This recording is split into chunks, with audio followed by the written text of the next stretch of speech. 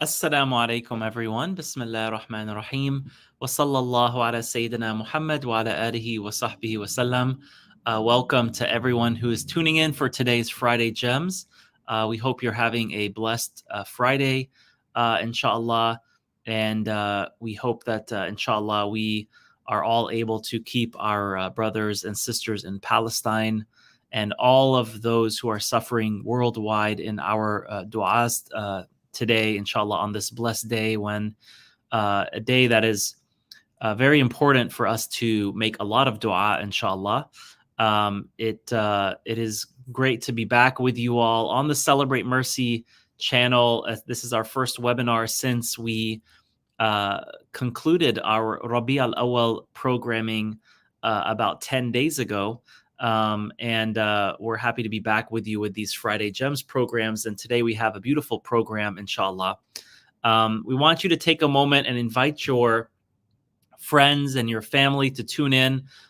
Today's topic will especially be relevant, inshallah, with Shaykha Muslema Purmul, discussing despair and divine decree, finding hope in dark times. Unfortunately, our reciter for today is Qari Senan is not feeling well. He woke up not feeling very well with a fever and a cough.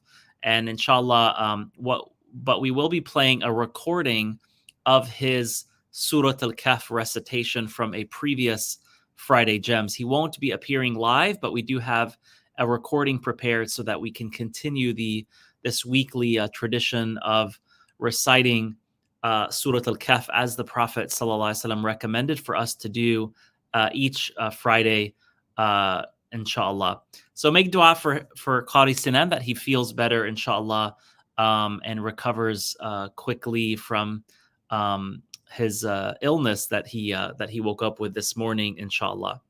So right now it looks like we have about 77 devices connected, and inshallah we hope that you can all share the link that you see there on the screen, celebratemercy.org/Friday, or invite your friends to tune in to our YouTube channel, inshallah, as we are about to get started with the recitation, inshallah. For those who aren't familiar with Celebrate Mercy, we are a nonprofit organization that teaches about the Prophet Muhammad's life and character, sallallahu alaihi wasallam, through our words and our actions to Muslims and friends of other faiths. And we do this through our programs and our campaigns, our webinars, social media posts, events, trips, publications, and campaigns.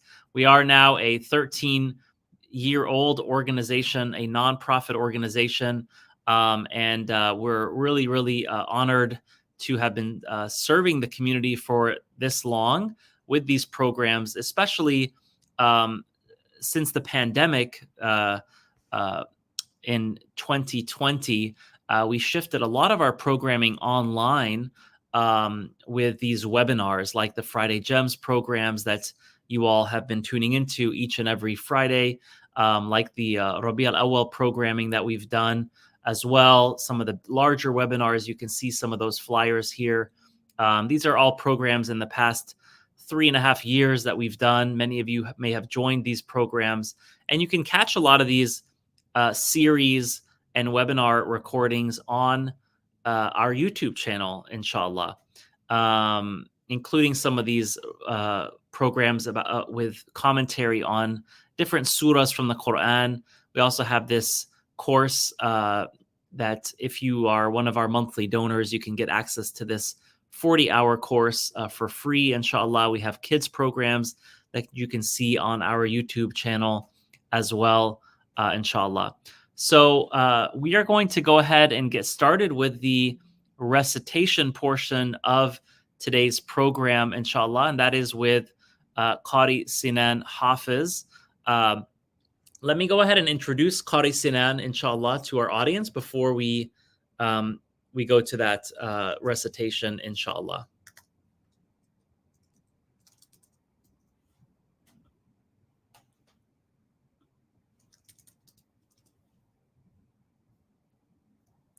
So Qari Senan Hafez was born and raised in the UAE and has loved the Quran since he was 4 years old. He has a master's in business administration. He enjoys reciting the Quran and spreading the recitation and praying for the hearts to soften through the words of Allah.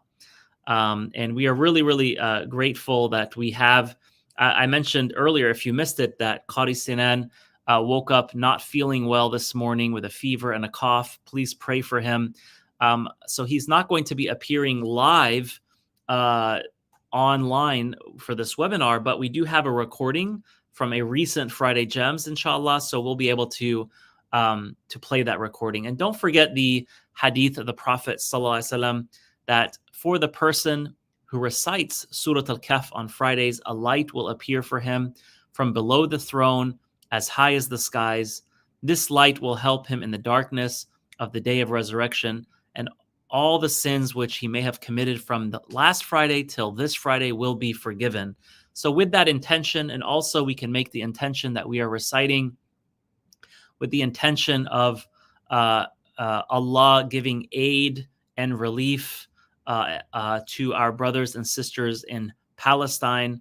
As we recite Quran or even salawat upon the Prophet sallallahu alaihi wasallam, we can make an intention to help those in need, to help those who need their burdens lifted from them, and we can do that for our brothers and sisters in Palestine as well, inshallah. So with that intention, I'm going to go ahead and bring up the video of Qari Senan reciting Surat al-Kahf, inshallah.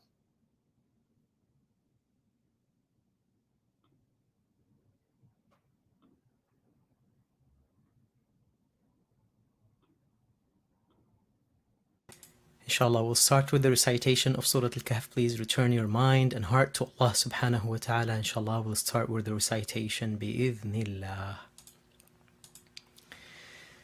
أعوذ بالله من الشيطان الرجيم بسم الله الرحمن الرحيم الحمد لله الذي أنزل على عبده الكتاب ولم يجعل له عوجا قيما لينذر بأسا شديدا من لدنه ويبشر المؤمنين الذين يعملون الصالحات أن لهم أجرا حسنا ماكثين فيه أبدا وينذر الذين قالوا اتخذ الله ولدا ما لهم به من علم ولا لآبائهم كبرت كلمة تخرج من أفواههم إن يقولون إلا كذبا فلعلك باخع نفسك على آثارهم إن لم يؤمنوا بهذا الحديث أسفا إنا جعلنا ما على الأرض زينة لها لنبلوهم أيهم أحسن عملا وإنا لجاعلون ما عليها صعيدا جرزا أم حسبت أن أصحاب الكهف والرقيم كانوا من آياتنا عجبا إذ أوى الفتية إلى الكهف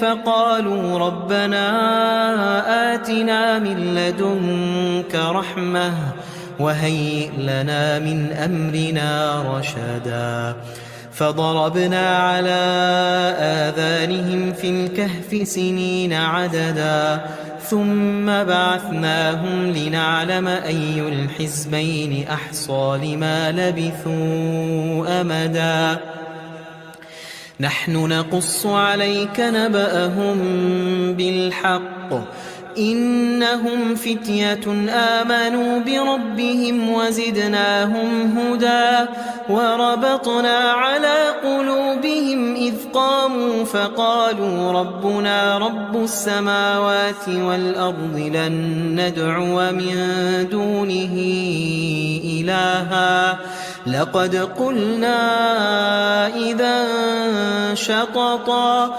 هؤلاء قومنا اتخذوا من دونه آلهة لولا يأتون عليهم بسلطان بين فمن أظلم ممن افترى على الله كذبا وإذ اعتزلتموهم وما يعبدون إلا الله فأووا إلى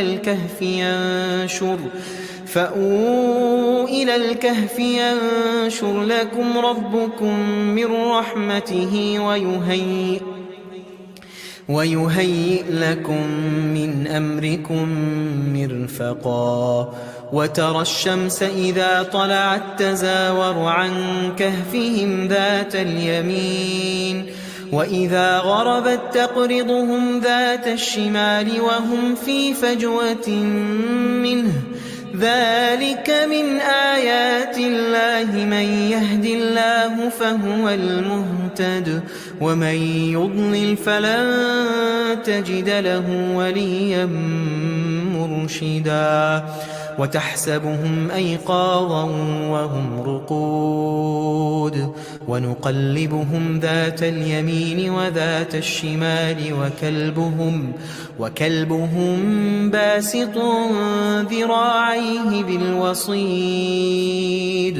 لو اطلعت عليهم لوليت منهم فرارا ولملئت منهم رعبا وكذلك بعثناهم ليتساءلوا بينهم قال قائل منهم كم لبثتم قالوا لبثنا يوما أو بعض يوم قالوا ربكم أعلم بما لبثتم فابعثوا أحدكم بورقكم هذه إلى المدينة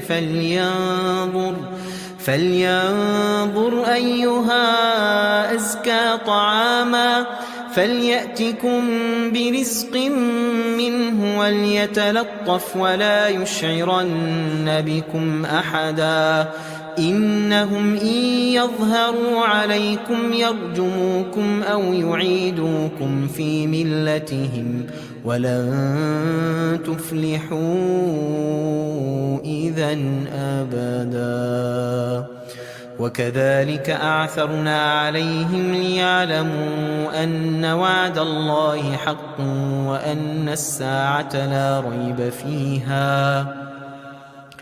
وأن الساعة لا ريب فيها إذ يتنازعون بينهم أمرهم فقالوا ابنوا عليهم بنيانا ربهم أعلم بهم قال الذين غلبوا على أمرهم لنتخذن عليهم مسجدا سيقولون ثلاثة رابعهم كلبهم ويقولون خمسة سادسهم كلبهم رجما بالغيب ويقولون سبعة وثامنهم كلبهم قل ربي أعلم بعدتهم ما يعلمهم إلا قليل فلا تمار فيهم إلا مراء ظاهرا ولا تستفت فيهم منهم أحدا ولا تقولن لشيء إني فاعل ذلك غدا إلا أن يشاء الله واذكر ربك إذا نسيت وقل عسى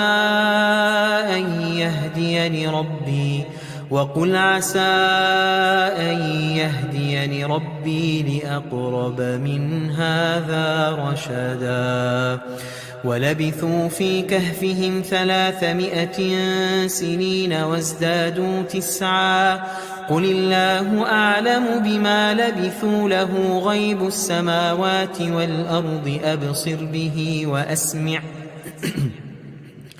ما لهم من دونه من ولي ولا يشرك في حكمه أحدا واتل ما أوحي إليك من كتاب ربك لا مبدل لكلماته ولن تجد من دونه ملتحدا واصبر نفسك مع الذين يدعون ربهم بالغداة والعشي يريدون وجهه ولا تعد عيناك عنهم تريد زينة الحياة الدنيا ولا تطع من أغفلنا قلبه عن ذكرنا واتبع هواه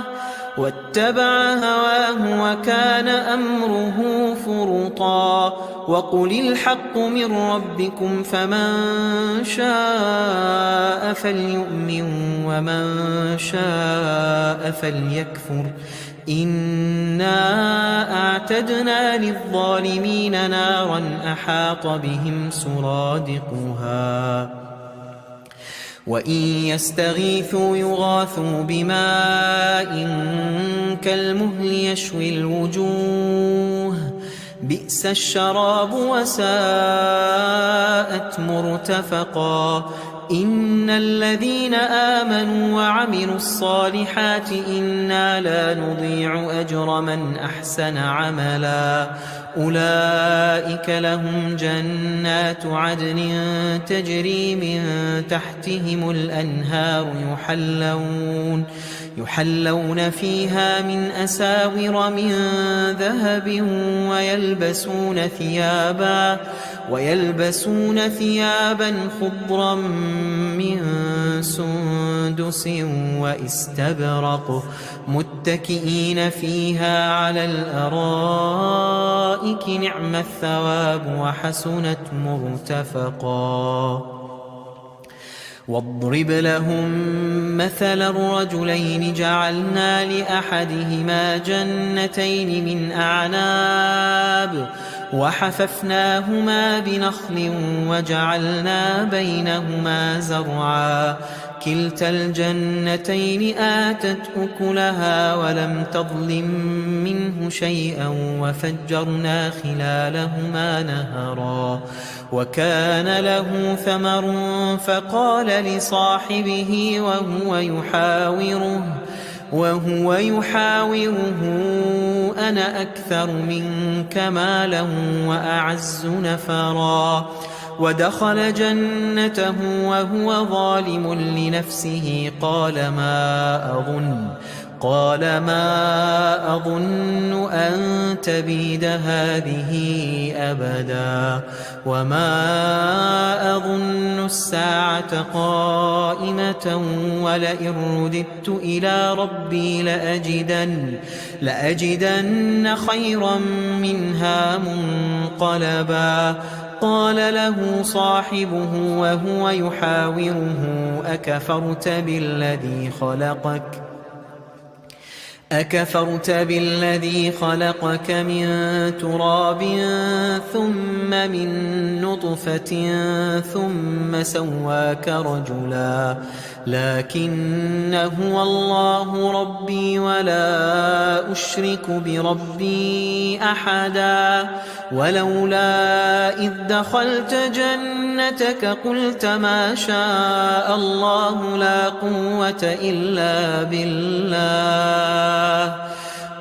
ما شاء الله لا قوة إلا بالله إن ترني أنا أقل منك مالا وولدا فعسى ربي أن يؤتيني خيرا من جنتك ويرسل عليها حسبانا من السماء فتصبح صعيدا زلقا أو يصبح ماؤها غورا فلن تستطيع له طلبا وأحيط بثمره فأصبح يقلب كفيه على ما أنفق فيها وهي خاوية على عروشها ويقول يا ليتني لم أشرك بربي أحدا ولم تكن له فئة ينصرونه من دون الله وما كان منتصرا هنالك الولاية لله الحق هو خير ثوابا وخير عقبا واضرب لهم مثل الحياة الدنيا كماء إن أنزلناه من السماء فاختلط به نبات الأرض فأصبح هشيما تذروه الرياح وكان الله على كل شيء مقتدرا المال والبنون زينة الحياة الدنيا والباقيات الصالحات خير عند ربك ثوابا وخير أملا ويوم نسير الجبال وترى الأرض بارزة وحشرناهم فلم نغادر منهم أحدا وعرضوا على ربك صفا لقد جئتمونا كما خلقناكم أول مرة بل زعمتم أن لن نجعل لكم موعدا ووضع الكتاب فترى المجرمين مشفقين مما فيه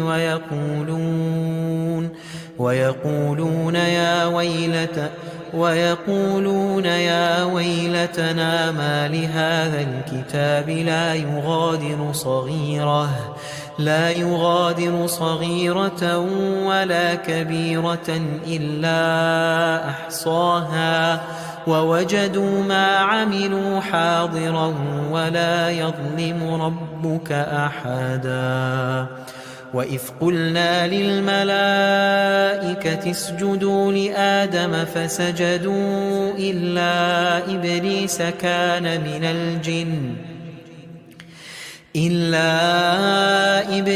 كان من الجن ففسق عن أمر ربه أفتتخذونه وذريته أولياء من دوني وهم لكم عدو بئس للظالمين بدلا ما أشهدتهم خلق السماوات والأرض ولا خلق أنفسهم وما كنت متخذ المضلين عضدا ويوم يقول نادوا شركائي الذين زعمتم فدعوهم فلم يستجيبوا لهم وجعلنا بينهم موبقا ورأى المجرمون النار فظنوا أنهم واقعوها ولم يجدوا عنها مصرفا ولقد صرفنا في هذا القرآن للناس من كل مثل وكان الإنسان أكثر شيء جدلا وما منع الناس أن يؤمنوا إذ جاءهم الهدى ويستغفروا ربهم إلا أن تأتيهم سنة الأولين أو يأتيهم العذاب قبلا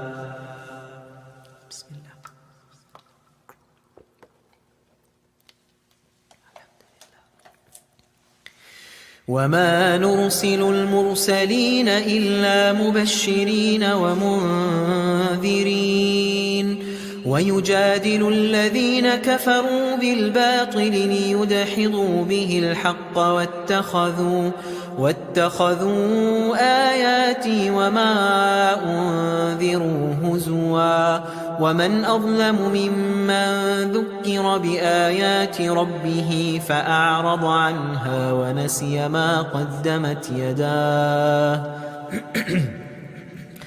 إنا جعلنا على قلوبهم أكنة أن يفقهوه وفي آذانهم وقرا وإن تدعهم إلى الهدى فلن يهتدوا إذا أبدا وربك الغفور ذو الرحمة لو يؤاخذهم بما كسبوا لعجل لهم العذاب بل لهم موعد لن يجدوا من دونه موئلا وتلك القرى أهلكناهم لما ظلموا وجعلنا لمهلكهم موعدا وإذ قال موسى لفتاه لا أبرح حتى أبلغ مجمع البحرين أو أمضي حقبا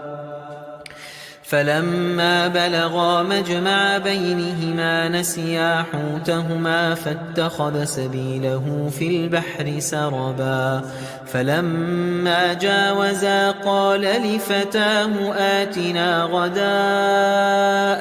لقد لقينا من سفرنا هذا نصبا قال أرأيت إذ أوينا إلى الصخرة فإني نسيت الحوت وما أنسانيه إلا الشيطان أن أذكره واتخذ سبيله في البحر عجبا قال ذلك ما كنا نبغي فارتدا على آثارهما قصصا فوجدا عبدا من عبادنا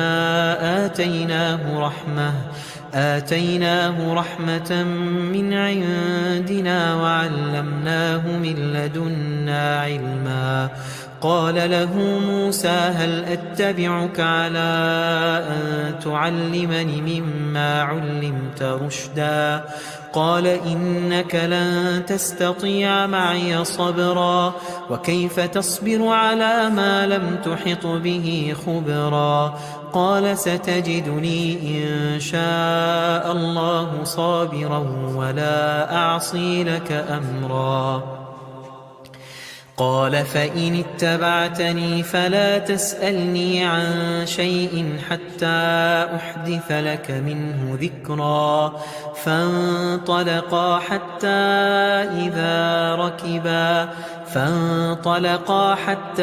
إذا ركبا في السفينة خرقها قال أخرقتها لتغرق أهلها لقد جئت شيئا إمرا قال ألم أقل إنك لن تستطيع معي صبرا قال لا تؤاخذني بما نسيت ولا ترهقني من أمري عسرا فانطلقا حتى إذا لقيا غلاما فقتله قال أقتلت نفسا زكية بغير نفس لقد جئت شيئا نكرا قال ألم أقل لك إنك لن تستطيع معي صبرا قال إن سألتك عن شيء بعدها فلا تصاحبني قد بلغت من لدني عذرا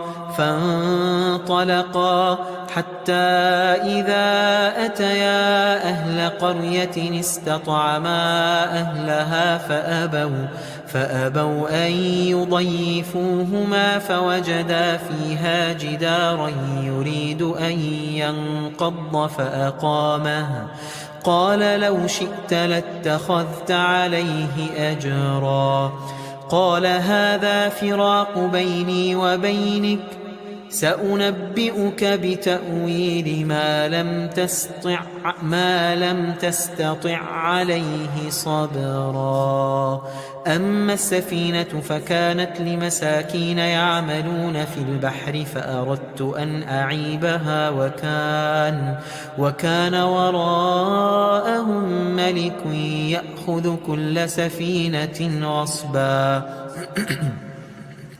وأما الغلام فكان أبواه مؤمنين فخشينا أن يرهقهما طغيانا وكفرا فأردنا أن يبدلهما ربهما خيرا منه زكاة وأقرب رحما.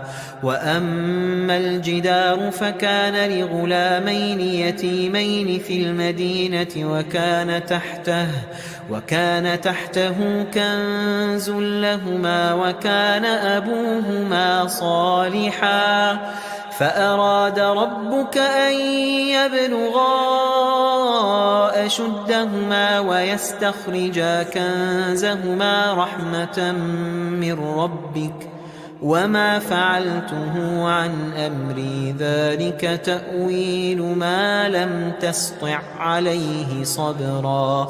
ويسألونك عن ذي القرنين قل سأتلو عليكم منه ذكرا.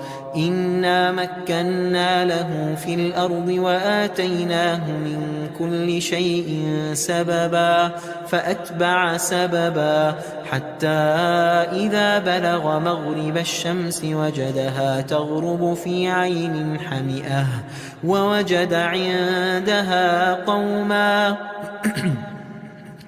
قلنا يا ذا القرنين إما أن تعذب وإما أن تتخذ فيهم حسنا. قال أما من ظلم فسوف نعذبه ثم يرد إلى ربه فيعذبه عذابا نكرا. وأما من آمن وعمل صالحا فله جزاء الحسنى وسنقول له من أمرنا يسرا.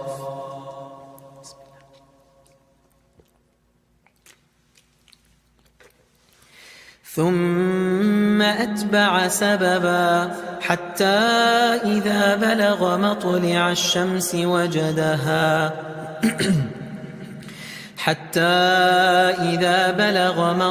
الشمس وجدها تطلع على قوم لم نجعل لهم من دونها سترا.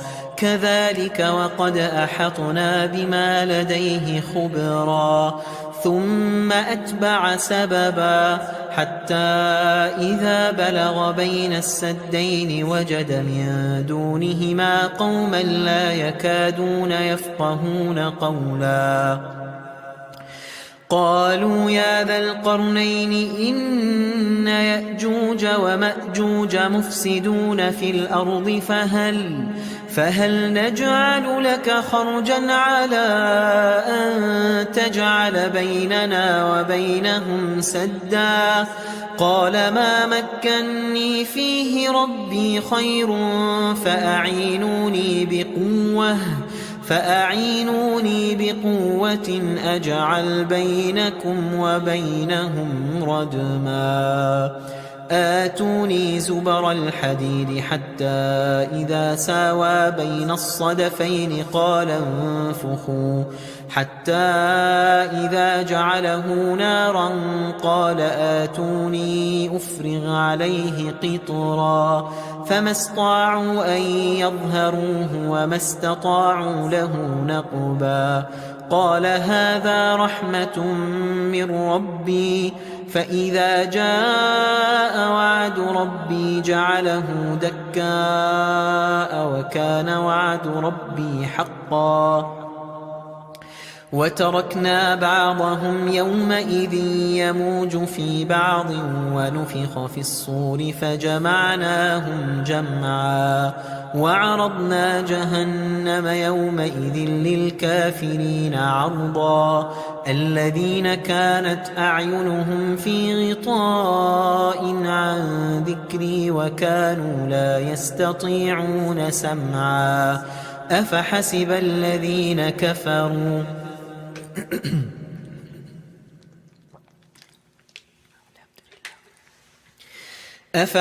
الذين كفروا أن يتخذوا عبادي من دوني أولياء إنا أعتدنا جهنم للكافرين نزلا. قل هل ننبئكم بالأخسرين أعمالا الذين ضل سعيهم في الحياة الدنيا وهم يحسبون أنهم يحسنون صنعا أولئك الذين كفروا بآيات ربهم ولقائه فحبطت أعمالهم فلا نقيم لهم يوم القيامة وزنا أولئك الذين كفروا بآيات ربهم ولقائه فحبطت أعمالهم فلا نقيم لهم يوم القيامة وزنا ذلك جزاؤهم جهنم بما كفروا واتخذوا آياتي ورسلي هزوا إن الذين آمنوا وعملوا الصالحات كانت لهم جنات الفردوس نزلا خالدين فيها لا يبغون عنها حولا قل لو كان البحر مدادا لكلمات ربي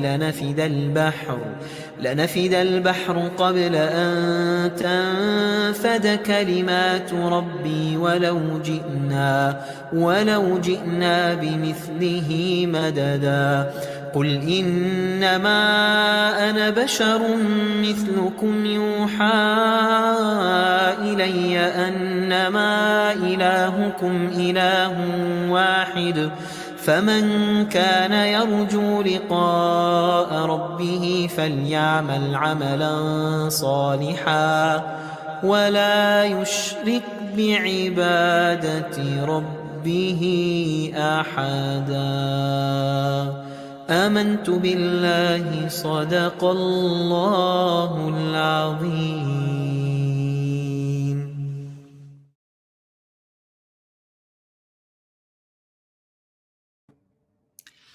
Jazakumullah khair to our dear brother Qari Senan Hafez. That actually was a recording of his recitation because he is not feeling well today and was unable to join us live to recite. So please keep him in your prayers, inshallah. May Allah help him to recover from his illness that prevented him from being able to recite with us today, inshallah. Ameen ya Rabbil Alameen.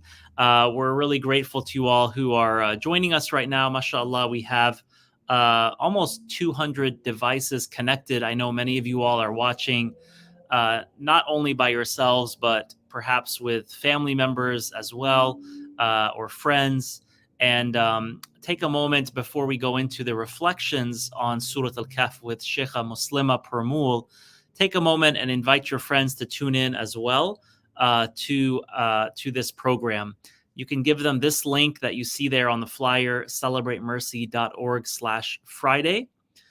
Or you can just invite them to our YouTube channel where they can tune in live to the live stream. We are about to start with the reflections on Surat al-Kahf from Shaykha Muslema Purmul. If you're watching on YouTube, most of you probably are. Take a moment also and click on the like button because YouTube, if they see a lot of people liking a live stream, then they will start recommending this live stream to other people who may just be randomly browsing YouTube right now. And also make sure you're subscribed to our YouTube channel so that when we post any videos or live streams, inshallah, you can get notified, especially if you click on the bell there so that you're notified whenever we go live or we post a video, inshallah. And don't forget, at the end of the program, there will be a Q&A session with Shaykha Muslema, inshallah. So if you want to ask her any questions, you can post your questions in the chat or send us an email, inshallah. And at the end of the program, we will have some time devoted to Q&A with Shaykha Muslema. But we are going to go right into the reflections on Surat al-Kahf. This will be for about 20 minutes. And then, inshallah, we'll have a couple of announcements and go into Shaykha Muslema's main lesson for today, which is called despair and divine decree, finding hope in dark times, inshallah. So let me go ahead and briefly introduce Shaykha Muslema to our audience, and then bring her on stage, inshallah. Shaykha Muslema Purmul graduated from the University of California, San Diego, with a double major in religious studies and Middle Eastern studies. And after graduating, she studied in Egypt, where she completed the bachelor's program in Sharia from Al-Azhar University in Cairo, and almost 2 years of graduate level Islamic studies at the American University in Cairo. And when she returned to the United States, she served the Southern California community through religious programs, chaplaincy, and working with local masajid and organizations. Currently, she serves as assistant religious director at the Majlis, which is a community organization that she and her husband co-founded. They seek to nurture safe community spaces where people can learn and live Islam using traditional sources while acknowledging the challenges of the American context. She is a mother of 2 and resides with her family in Southern California. So without any further delay, let's go ahead and bring Shaykha Muslema to the stage, inshallah. Assalamu alaikum. Assalamu alaikum wa rahmatullahi wa barakatuh. Great to have you with us. And inshallah, I'll just leave the stage to you, inshallah. Thank you so much. Assalamu alaikum. We'll just start with grounding ourselves in dua. Bismillah ar-Rahman ar-Rahim. Alhamdulillahi Rabbil Alameen. Wa sallallahu ala Sayyidina Muhammad wa ala alihi wa sahbihi wa sallam.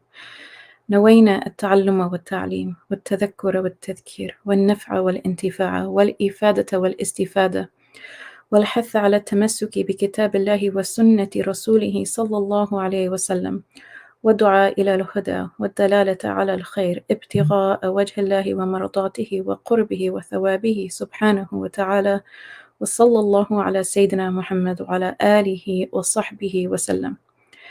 In the name of God, the most compassionate, the most merciful, all praise is due to God, Lord of the worlds, and peace and blessings be upon our Master Muhammad and his noble family, companions, and followers. We intend to learn and to teach, to remind and be reminded, to benefit and be benefited, to improve and be improved, and to encourage holding fast to the Book of God and the way of his messenger, and to call unto guidance and to direct towards good, hoping for the countenance of God and his pleasure and his proximity and his reward. And peace and blessings be upon our Master Muhammad and his noble family, companions, and followers. Ameen. Inshallah, today, both the reflections from Surat al-Kahf as well as the lesson that we're going to take later on, I think are very much connected to what we're going through as a community and as an ummah in coping with what is happening to our brothers and sisters in Gaza. And the first place that I want us to look at when we are reflecting on this difficult tribulation and this difficult test is actually some verses that deal with the young people who were in the cave. And so if we can pull up the verses for the youth of the cave, inshallah, on the screen, we're going to just look very briefly at verses 24 through 26. So the ending of verse 24, وَقُلْ عَسَىٰ أَن يَهْدِيَنِي رَبِّي لِأَقْرَبَ مِنْ هَذَا رَشَدًا. To say, I trust my Lord will guide me to what is more right than this. And this is actually connected to the saying of the words of inshallah. I want to read the verses together and then we'll reflect on them together. If we can go to verse number 25. وَلَبِثُوا فِي كَهْفِهِمْ 300 سِنِينَ وَازْدَادُوا 9. They had remained in their cave for 300 years, adding 9. I'll just read the translation. I realize we're short on time. Say, O Prophet, Allah knows best how long they stayed. With him alone is the knowledge of the unseen, of the heavens and the earth, how perfectly he hears and sees. I'm going to continue the verse. They have no guardian besides him, and he shares his command with none. وَلَا يُشْرِكْ فِي حُكْمِهِ أَحَدًا. So why did I choose these verses to start with? The verses that talk about how long the youth were in the cave. Well, the story of the youth in the cave is one of the stories in the Quran that deal with oppression. And it deals with the oppression of these youth because they were believers in Allah, and they literally had to seek refuge in a cave to get away from their people who would have persecuted them because they were standing on the truth, because they believed in Allah subhanahu wa ta'ala, to the extent that when they went to sleep, right, and they did not realize how long they were asleep for, when they woke up from their sleep, in order to figure out how long they were asleep and also to get supplies, they advised one another, don't let anybody know who you are, because if they know who you are, you'll get stoned. They will attack you. They will oppress you. So this is clearly youth who were oppressed, and they sought refuge in the cave from the oppression. And Allah subhanahu wa ta'ala allowed a very specific miracle to happen in which they were made to sleep for around 300 years plus or minus 9. And to the extent that when they wake up, they think they've only been asleep for a day or part of a day. They don't realize that the great extent in which they were asleep. Now, when they go back to the town, they're still very careful because they think they're in their own time. And that's why they're so worried. Don't let them know who you are, or else they will persecute you. Now they go back to the town, and the people find out who they are, and they realize who they are. And the people are actually believers, right? So by that time, 300 years later, the people recognize who they are and they believe. And after that, they live for a period of time. We don't know how long they live after they come back to the town. It doesn't even say it, but then it says that then they died. After that, they died. And they die, and the people erect some kind of tomb in commemoration for them. So the people honor them after their death. And then after all of this is mentioned in the Quran, these verses are come later and talk about the fact that they were asleep for 300 years plus or minus 9. Now, when we look at the story of the youth in the cave, they sought refuge. They didn't live in the way that me and you live, right? For 300 years, they were asleep. So you could say that they were in a state of minor death, for over 300 years. They come back to life. They become a sign for the people. Allah has His wisdom in this particular miracle that we read about every single Friday. And afterwards they die, and there's a tomb. Now, nowhere in the story do we hear all of the minute details of how the people of that town change and later on become believers, right? What we do hear about is the struggle of the youth in the cave, right? They're the focal point in the sense that they are seeking to preserve their religion. They're seeking to preserve the truth. And they're not necessarily killed, but they're trying to escape oppression. And if you were to, it's a particular archetype in which the one who is trying to escape oppression, it's not, they didn't die shaheed in the sense of martyrdom, but they did cease to exist for about 300 years, 309 years. They're living in a sleeping state as a miracle. On a worldly level, on an outward level, a person can look at this story and say, it wasn't their fault. Like, why did they have to be the ones to disappear from the world for 300 years, right? Why did they have to miss out on their village and their community and their family life and all of these things? Why did why did this happen to them when they were innocent, when they were actually on truth, and the people that were persecuting them were on falsehood? And Allah subhanahu wa ta'ala has decreed this in their story for us to take a lesson from. One, that they were going to be a miracle and a sign.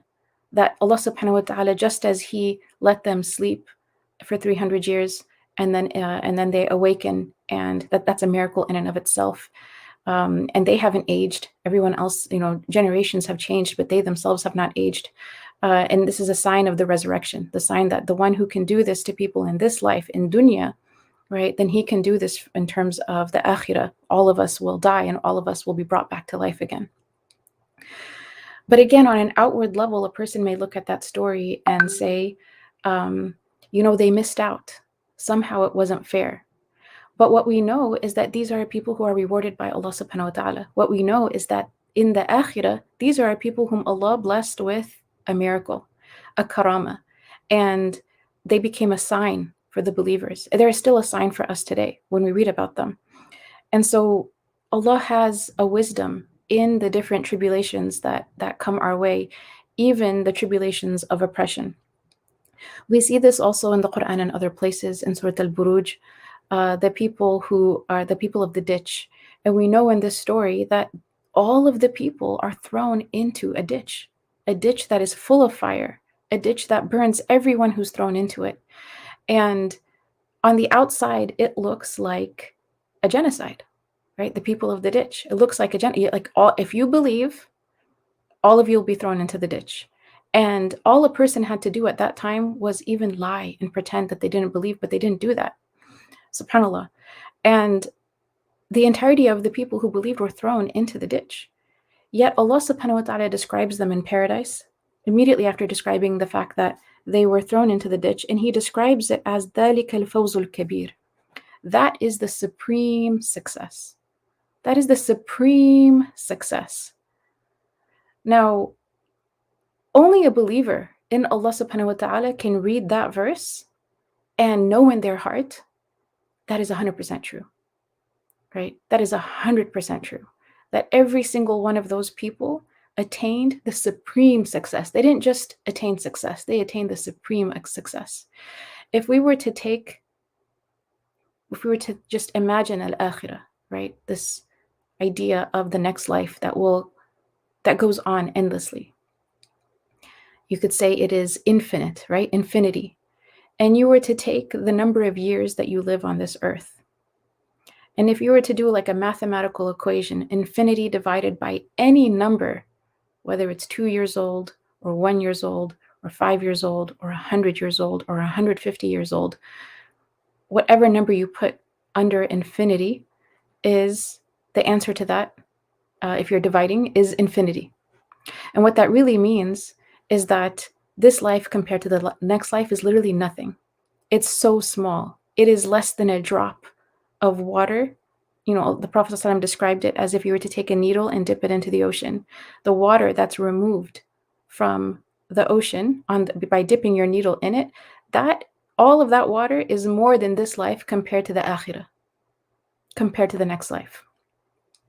And so this is why they have the supreme success, because for infinity, they have the highest levels of paradise. For the true life, for the real life to come, they have the highest levels of paradise. We have to have certainty in this reality.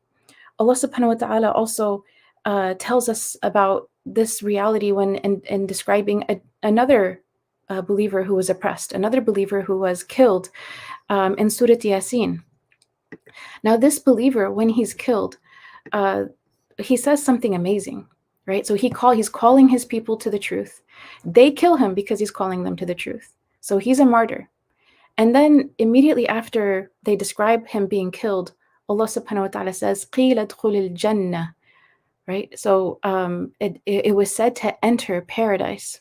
قَالَ يَا لَيْتَ قَوْمِي يَعْلَمُونَ. And he said, if only my people knew, بِمَا غَفَرَ لِي رَبِّي وَجَعَلَنِي مِنَ الْمُكْرَمِينَ. If only my people knew of how my Lord has forgiven me and made me one of the honorable. So the bliss of martyrdom for this man that was standing on the truth in Surat Yasin, that's killed because he's standing on the truth, he is immediately follows the description of him being killed. Meaning this is what's truly significant. This is what we need to all hold on to. The fact that the people who are killed in the way of God, we're not supposed to say that they're dead. No, they're alive. They're alive with their Lord in a way that we cannot imagine. And they have the supreme success. We're being reminded over and over. On a worldly level, we may see something that is horrifying and tragic and difficult and painful. But on an otherworldly level, in the unseen, what is happening to the people who are being killed, the innocent people who are being killed, is they have an eternity of happiness with Allah and proximity to Allah that none of us who are just trying to get to that place by good deeds alone can get there. But these are a people who Allah subhanahu wa ta'ala actually honored them with martyrdom, meaning Allah has chosen them and written for them to be from amongst His most close and beloved servants for eternity. And this is, I want to say, eternity is not just some faraway land. Eternity is not some faraway land. Al-Akhirah is not a faraway land. Al-Akhirah, is described to us also by Ali radiallahu anhu. He said, in this life we're sleeping. This life is like we're sleeping, right? But when we die, we awake. When we die, that's actually when we awaken to the true life to come, the real life. The real life is the one that lasts, right? That's the life that all of us are living for in this world.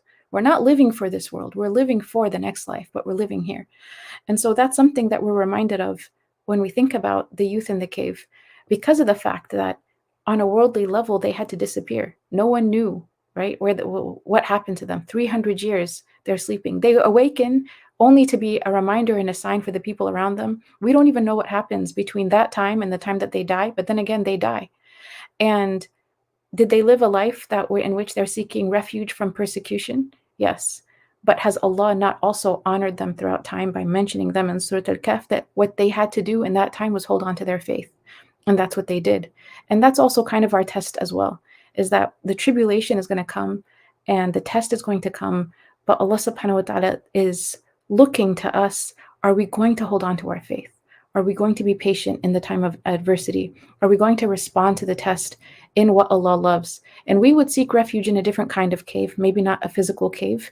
We would seek refuge in the cave of our relationship with Allah subhanahu wa ta'ala, nurturing and nourishing that relationship so that it is strong and it is not shaken when the difficulties happen. Allah subhanahu wa ta'ala describes tribulation in the Quran, and one of the effects of tribulation often is وَظَنُّوا بِاللَّهِ ظَنُونَ, and they thought thoughts about God, right? To have a bad opinion of Allah subhanahu wa ta'ala. And we seek refuge in Allah from this. The second part that I wanted to just look at very briefly, and again, I think all of Surat al-Kahf is relevant, like every verse of Surat al-Kahf is relevant for what we're going through right now as a community. So I'm just going through some points of reflection. If we can go to the second part, I wanted to look at verses 57 and 58. I will just say in summary, that when we look at the story of the youth in the cave, there's a story of oppression. When we look at the story of the man with the rich man with the garden, it's a story of, you could say, arrogant wealth and entitlement versus poverty, right? So there's an economic sort of oppression, or you can say an economic disparity that leads to arrogance, and it leads to a person not being in the way that Allah wants us to be, in terms of how we regard our wealth and what we have. So I can, in verses 57 and 58, just very quickly, then who does more wrong than those who, when reminded of their Lord's revelations, turn away from them and forget what their own hands have done? If we can go to the next slide. We have certainly cast veils over their hearts, leaving them unable to comprehend this Quran, and deafness in their ears. Want to continue? I did.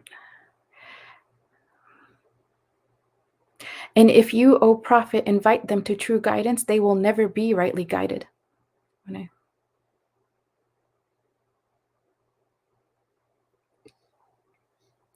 Your Lord is the all-forgiving, full of mercy. If he were to seize them immediately for what they commit, he would have certainly hastened their punishment.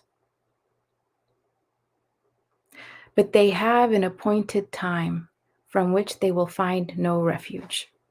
Okay, so this is really what I wanted to look at, is that the people who are oppressive, whether they're oppressive because of a person, they're in power and they want to hurt others, or it's economic oppression, right? They want to take advantage of others. They want to harm other people because they feel entitled to because of their wealth. Allah subhanahu wa ta'ala describes them as being they can't, even if you were to show them all of the signs, they can't understand, they can't believe, they won't believe. And they're going to enjoy whatever they have of this life for an appointed time. Okay, it's not forever. They don't get this in al-Akhirah. They have an appointed term, and when that term is up in this life, whatever they have of power, of prestige, just like the man with his garden is all of a sudden destroyed, right? In a moment, Allah's decree descends and everything that person knew of power and wealth is gone. All right. And we have seen this story happen repeatedly in the Quran with the way that Allah has punished the oppressors in the past and the Zalimin in the past. When His decree descends, that's it. There's no more power for them. There's no more economic superiority. There's no more political superiority. And one of the things I think that many people are frustrated with in our time right now is that is how can people not see the truth? Like, it's right there. The images are right there. A genocide is happening. We have images after images after images that are of all of the martyrs from the Palestinian, the innocent Palestinians who've been killed, and literally something, the images the like of which we haven't seen since maybe Hiroshima and Nagasaki, right? And when the bombs were dropped on Japan. So like, I mean, I should say when in the war with Japan. So the point is these images that are horrifying, we can see them. People of conscience can see them. People who want to know the truth will see them. But even if you show all of them, and with absolute certainty to anyone who has decided they want to follow falsehood, it doesn't matter how many proofs you have, how many images you put up, what you say, how you do it. They don't want to follow the truth. They're not interested in it. We as Muslims, we have a paradigm in which truth is very important. Truth is at the heart of the matter. Truth is about being sincere to God. Truth is a prayer we make all the time. Oh God, oh Allah, show us truth as truth and help us to follow it, and show us falsehood as falsehood and help us to stay away from it. So what these verses are saying is that those who cannot see the truth, even if you were to show them everything, they're not going to follow it. They're not going to. So on one hand, don't be disturbed by that. Okay, this is also part of the divine decree. Don't be disturbed by that. They have what they have in this world for an appointed term. And, there's a lot more that I wanted to say, but because of time, I simply can't say it. And so I think the main thing that I want to say is that these times have been prophesized.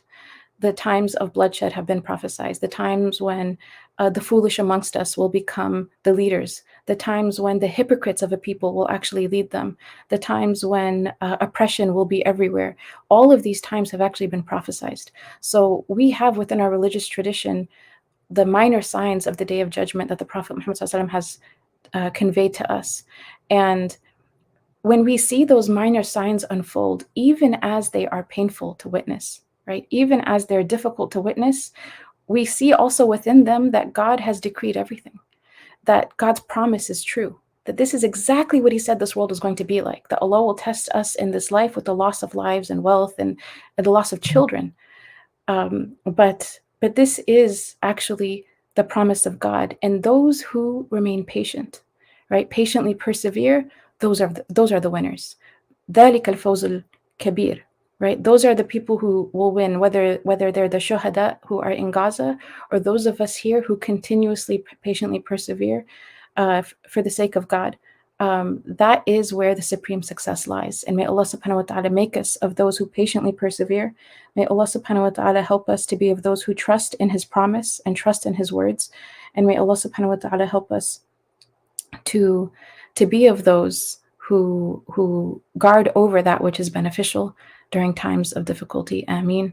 Wa sallallahu ala Sayyidina Muhammad wa ala alihi wa sahbihi wa sallam.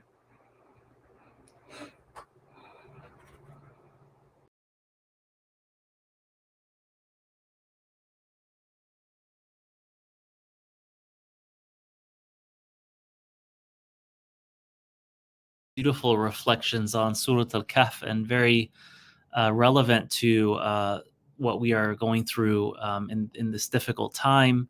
It's an honor to have you with us, mashallah.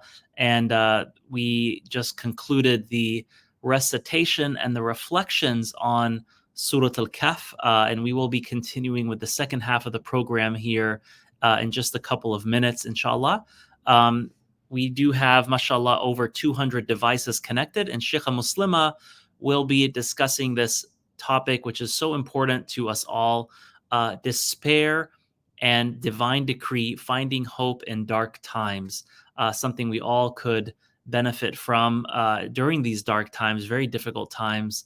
How do we avoid despair and helplessness, and how can we turn to Allah in times like these? So we are about to bring back Shaykha Muslema for this talk, and it will have a Q&A session as well. You can post your questions in the comments or email the questions if you'd like them to remain anonymous, and we can ask your question without mentioning your name, inshallah. Just a couple of quick announcements. We do have, inshallah, in January, an Umrah trip coming up, January 2nd to the 11th. It's about a 10-day trip. And apart from the travel days, there will be 4 nights in Mecca and 4 nights in Medina with Dr. Rania Awad and Sheikh Hasib Noor. This will be a really, really beautiful trip with some bus tours, walking tours, daily lessons with our teachers. And inshallah, should be extremely beneficial for those who are able to join. And then in February, inshallah, we are planning a longer trip during the time of Isra and Mi'raj.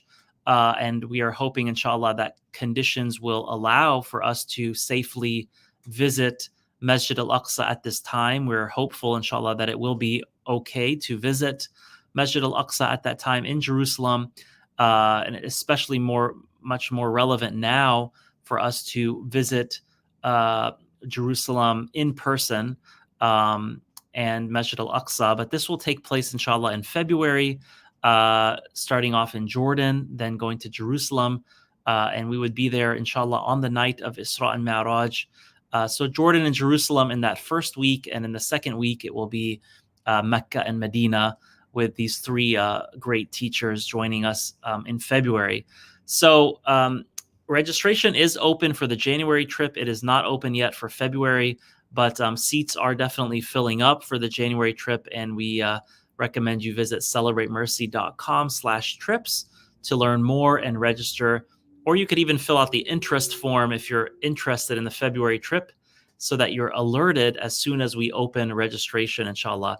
Don't forget to click on the like button and subscribe to our YouTube channel, inshallah, so that you don't miss any of these programs or videos as we post them, inshallah, on YouTube. We also want to thank all of our supporters at Celebrate Mercy. If you didn't hear the news, alhamdulillah, we were able to hit our goal for getting more monthly supporters, more Celebrate Mercy Ansar during the month of Rabi al-Awwal.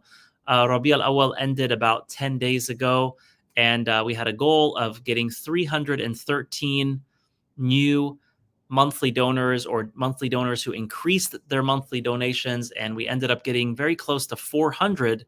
Alhamdulillah, 395. Alhamdulillah, we had a big push in the last few days, and we went above the goal, alhamdulillah. So we're grateful to all of you, and inshallah, all of these programs will be a sadaqah jariyah for you as you're supporting this organization month after month. And we will be bringing you more programs as well over the next few months during, for example, the time of Isra and Mi'raj at the end of the year in December. We also have some programming coming up in the next couple of weeks regarding Palestine, and making dua for Palestine, and mobilizing the community, inshallah, towards constructive actions, and spiritual advice, of course, on that tragic situation that is ongoing. So we are grateful to all of you who are supporting, and please take a moment, invite your friends to tune in to our YouTube right now.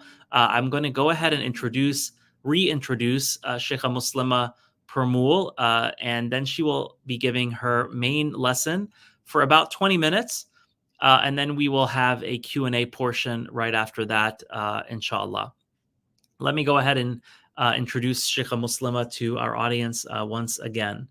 Shaykha Muslema Purmul graduated from the University of California, San Diego, with a double major in religious studies and Middle Eastern studies.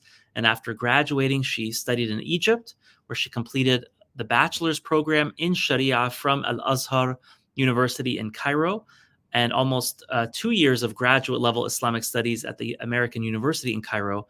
And upon returning to the United States, she served the Southern California community through religious programs, chaplaincy, and working with local masajid and organizations. Currently, she is the assistant religious director at the Majlis, which is a community organization that seeks to nurture safe community spaces where people can learn and live Islam using traditional sources while acknowledging the challenges of the American context. She is a mother of two and resides with her family in Southern California.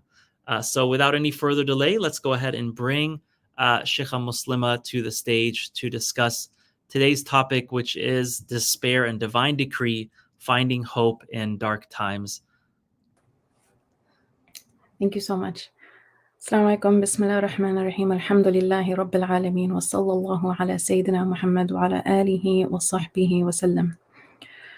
سبحانك لا علم لنا إلا ما علمتنا إنك أنت العليم الحكيم رب اشرح لي صدري ويسر لي أمري واحلل عقدة من لساني يفقهوا قولي. So inshallah, for this session, I really wanted us to look at a paradigm that the Prophet Muhammad ﷺ taught us about. And he taught us about this repeatedly. But there's a particular narration of the Prophet Muhammad ﷺ that I think will really help us as we think about what is the divine decree and how do we protect our hearts from despair while we are watching the divine decree unfold. The Prophet Muhammad ﷺ, he said, "The strong believer is better and more beloved to Allah than the weak believer, although there is good in both. Strive for that which will benefit you. Seek the help of Allah and do not feel helpless. If anything befalls you, do not say, if only I had done such and such. Rather say, قَدَّرَ اللَّهُ مَا شَاءَ فَعَلَ. Allah has decreed this and He does what He wills."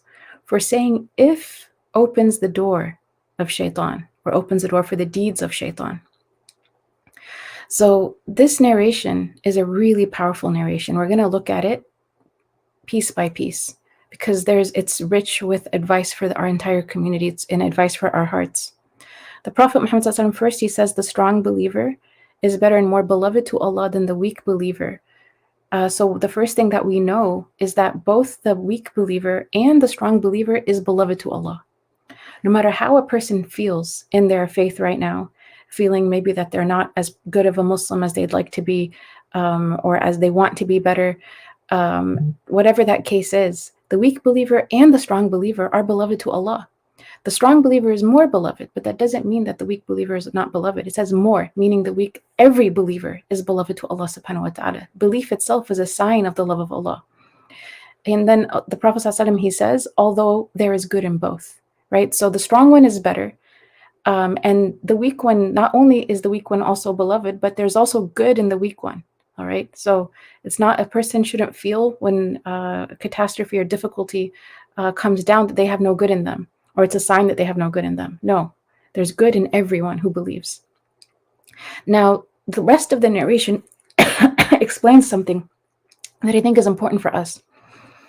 It's a recipe for how do we cultivate strength, right? Because the strong believer is better and more beloved. How do we cultivate strength in our hearts?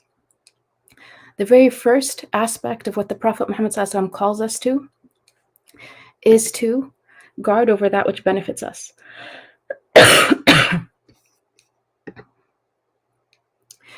And this one is, I think, something for us to look at in our time. Ihris ala ma yanfa'uk, right? Ihris. I personally thought that when I would read about what makes a person stronger in faith or stronger in belief, it's going to have to do with a lot of plentiful good deeds. But what it's actually looking at is what's of benefit. And there are different things that are of benefit. So firstly, when we think about the tribulation descending, and that when something befalls us, we don't say, if only I had done such and such. We don't say that. We have three things we do. Focus on what's beneficial.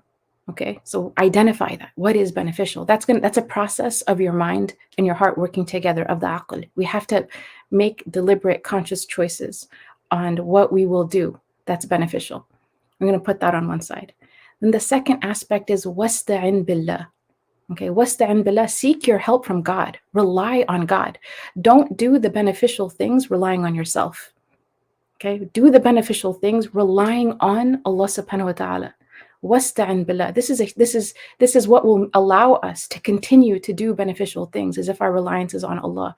If our reliance is on ourselves, we will get exhausted and drained, and we will not have capacity. It will actually drain our capacity so that we can continue to focus on what's beneficial. So our reliance really has to be on Allah subhanahu wa ta'ala and not on our deeds. We do the deeds with our hands. We do them. But our heart sees the response, and the result is completely with Allah subhanahu wa ta'ala. We're doing these deeds as an act of worship because this is what Allah wants us to do. So it's very similar to the concept of, when I take medicine because my religion tells me to take medicine when I'm sick, right? I don't believe the medicine cured me. I believe Allah cured me. I believe it's Allah who caused the medicine to work so that it would cure me. This is really important, because our hearts being attached to God versus our hearts being attached to our deeds creates two different states. When our hearts are attached to our own deeds and the result coming from our own deeds, it's a recipe for despair, because we're seeking the help from ourselves. We're finite, we're limited, our energy is limited, our capacities are limited. But when our reliance is on Allah subhanahu wa ta'ala, we may get tired and we may need to take a break, but then we'll find that Allah will refuel us, or that tank of energy and ability and capacity is refueled by Allah subhanahu wa ta'ala, because we are relying on Him. And that's really the meaning of la hawla wa la quwwata illa billah, that there is no strength or power except by Allah subhanahu wa ta'ala. So this reliance on Allah subhanahu wa ta'ala is supreme in helping us to truly guard over that which is beneficial. And that's a deed of the heart. Wasta'in billah is a deed of our heart. It will be strong as our connection to Allah subhanahu wa ta'ala is. As strong as our belief in Him is. So cultivating our faith in Allah subhanahu wa ta'ala is going to help us rely upon Him, knowing about Him. I want to say that most Muslims in America, traditionally, in terms of the way people are raised in Islamic schools, and let's say through the 90s, 2000s, we have a historical problem of Islam in America when it comes to people learning Aqidah well. We learn our do's and don'ts. We learn how to pray. We learn how to fast. We learn how to read Quran. We learn deeds. We learn the deeds. But Aqidah is the foundation of those deeds. And it's the foundation for so much, what we actually believe. And learning about the sifat of Allah subhanahu wa ta'ala, His attributes, that knowledge is one of His attributes of His essence. Okay, sifat that. For him to be the creator, the all-powerful sustainer, He necessarily has to be the all-knowing. So this is not just an attribute of deeds, it's an attribute of His essence. He is the all-knowing. We could never know more than Allah subhanahu wa ta'ala. Impossible, right? And so learning this and learning our Aqidah well is actually going to help us during difficult times, strengthening that faith. Because if we know it and we study it, especially outside of a context of tribulation, although you will learn it naturally through tribulation, but in the context of just studying it for the knowledge itself, it creates strength, because our conviction in Allah subhanahu wa ta'ala becomes strong through that learning. Aqidah is a pillar of what we believe, the pillars of iman. It's a foundation of the foundations of our deen. So part of what will help us to rely upon Allah is to study our Aqidah well, and especially as it relates to His names and attributes. And then wala ta'jaz. Okay, ajiz is literally incapacity. Don't feel helpless. Don't despair. Despair is one of the traps of shaitan. His name is Iblis, literally because he despaired in the mercy of God. And this is because he did this sin, because he despaired. Iblis wants all of us to despair as well. He wants all of us to feel despair in God.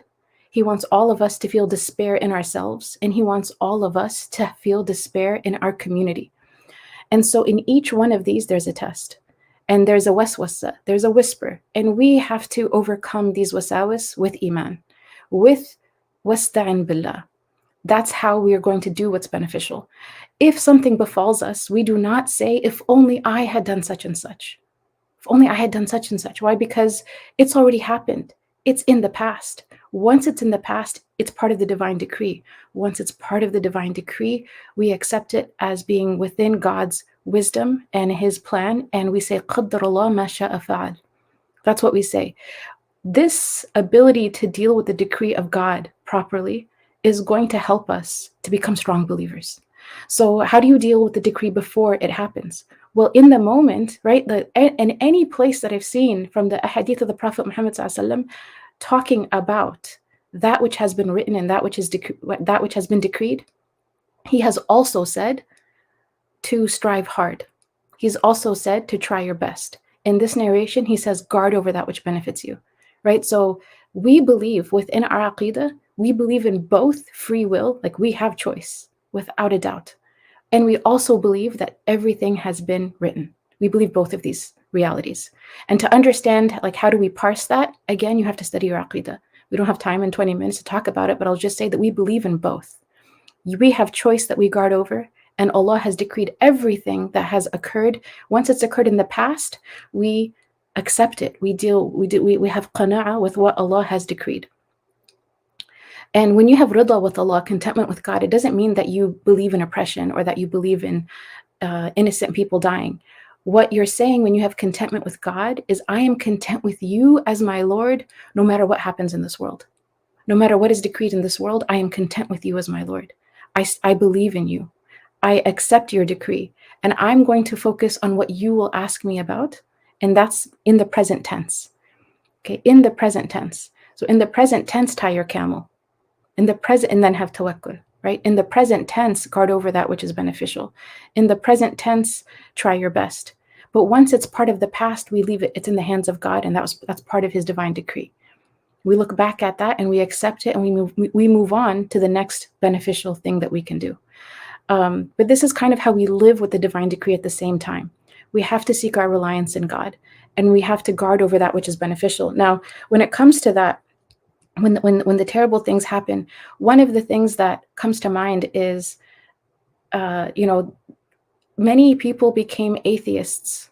Many people became atheists when the Holocaust happened.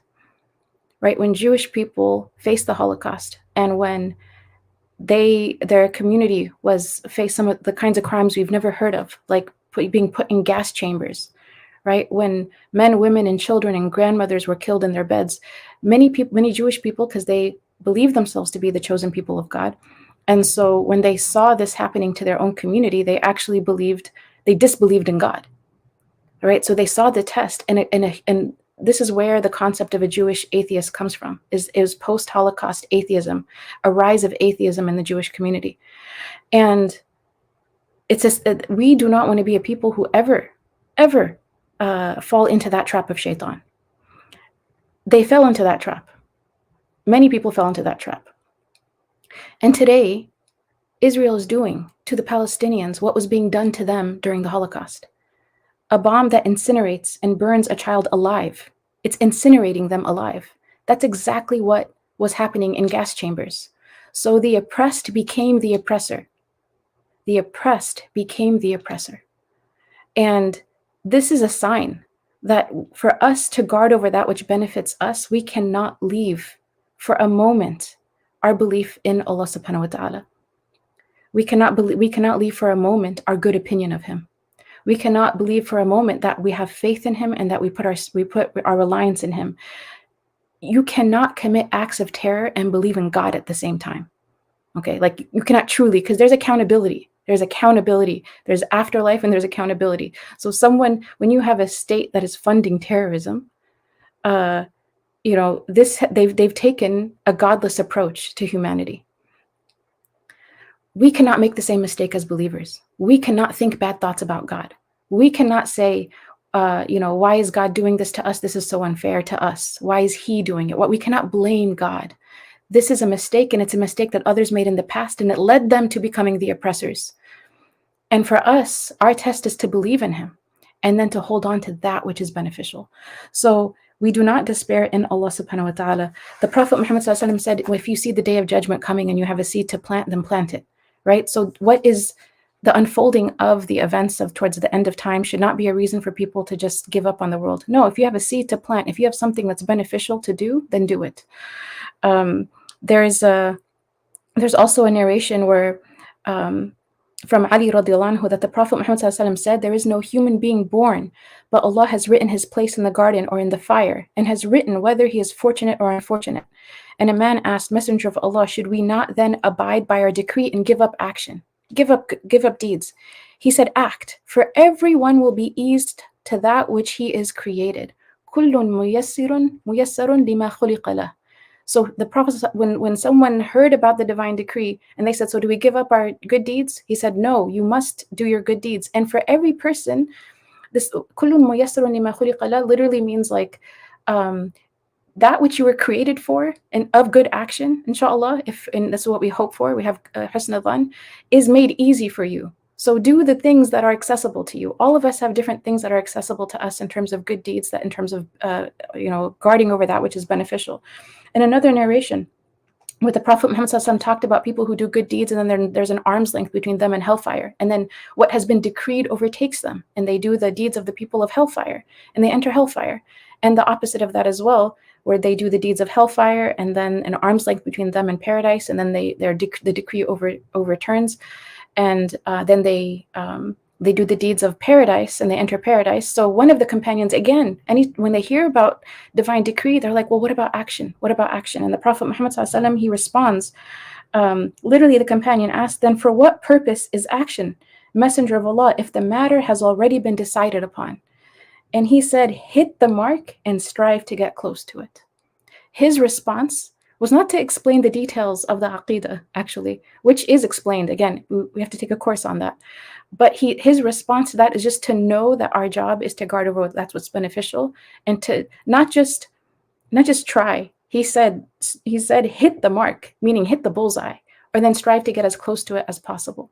So again, we don't give up action, and we don't despair in Allah subhanahu wa ta'ala and in his promises. We don't despair in ourselves. There's also one of the things that shaitan will come to us with is not like, why is God doing this? Maybe shaitan will come to us and say, you're good for nothing. Nothing you do is useful. Nothing you do is beneficial. You can't change what's happening over there. And all kinds of things about you. That's also from shaitan. There's vicarious trauma, which is trauma. Like there's, therapists and counselors are talking about how vicarious trauma can cause similar, if not the same kinds of effects on people who are simply witnessing it all the time as the people who are going through it. So I would say that if you have seen the images coming out of Gaza, then you have been somewhat vicariously traumatized. And what's happening with much of our community is a sense of survivor's guilt. Okay, now survivor's guilt is, again, it's a natural emotional response to seeing that kind of oppression. Now, survivor's guilt on its own does not lead to beneficial action. Okay, so that's one thing to pay attention to. If we're falling into despair, if like a person sees what's happening and they feel like they can't eat, they can't sleep, they can't pray, they can't take care of their children, they can't take care of their families, they can't be of benefit to the cause, they can't be of benefit to themselves, then they're landing in despair. Okay, so that's the way that this is being processed within them, is there's no hope. And the hadith says, وَلَا تَعْجَزْ, right? Do not be helpless, do not lose hope. After Uhud, the Allah subhanahu wa ta'ala tells the people in Uhud, after what happened in Uhud happened, and some of the commentators said it was a defeat, others said it was a tie. Regardless, many Muslims were killed. And Allah subhanahu wa ta'ala reveals to them, وَلَا تَهِنُوا وَلَا تَحْزَنُوا. He says, do not be weak and do not be sad, because you are superior if you simply believe, if you truly believe. In kuntum mu'minin. So فَأَنْتُمُ الْأَعْلَوْنَ. You are and you will be the superior. You're going to have the upper hand if you truly believe. So for us also, when it comes to this issue, we don't just have a belief in the divine decree of all that has passed, but we also have conviction in the divine decree that is coming. And this land will be free. We know this. The pens have been lifted and the ink has dried. Palestine will be free. Good rulers will come to that land. Muslims will have this place again. And people will be treated well in this land again. This is going to happen. We know this because this is from within our religious tradition of what has been promised. So the past, I know there's a divine decree. The future, I also know there's a divine decree that this is going to come back to the Muslims. And this is going to come, oppression will be removed because it comes back to the Muslims. And any time this land has been opened by a Muslim, it's been from the most, you could say, the most exemplary of the people of our tradition.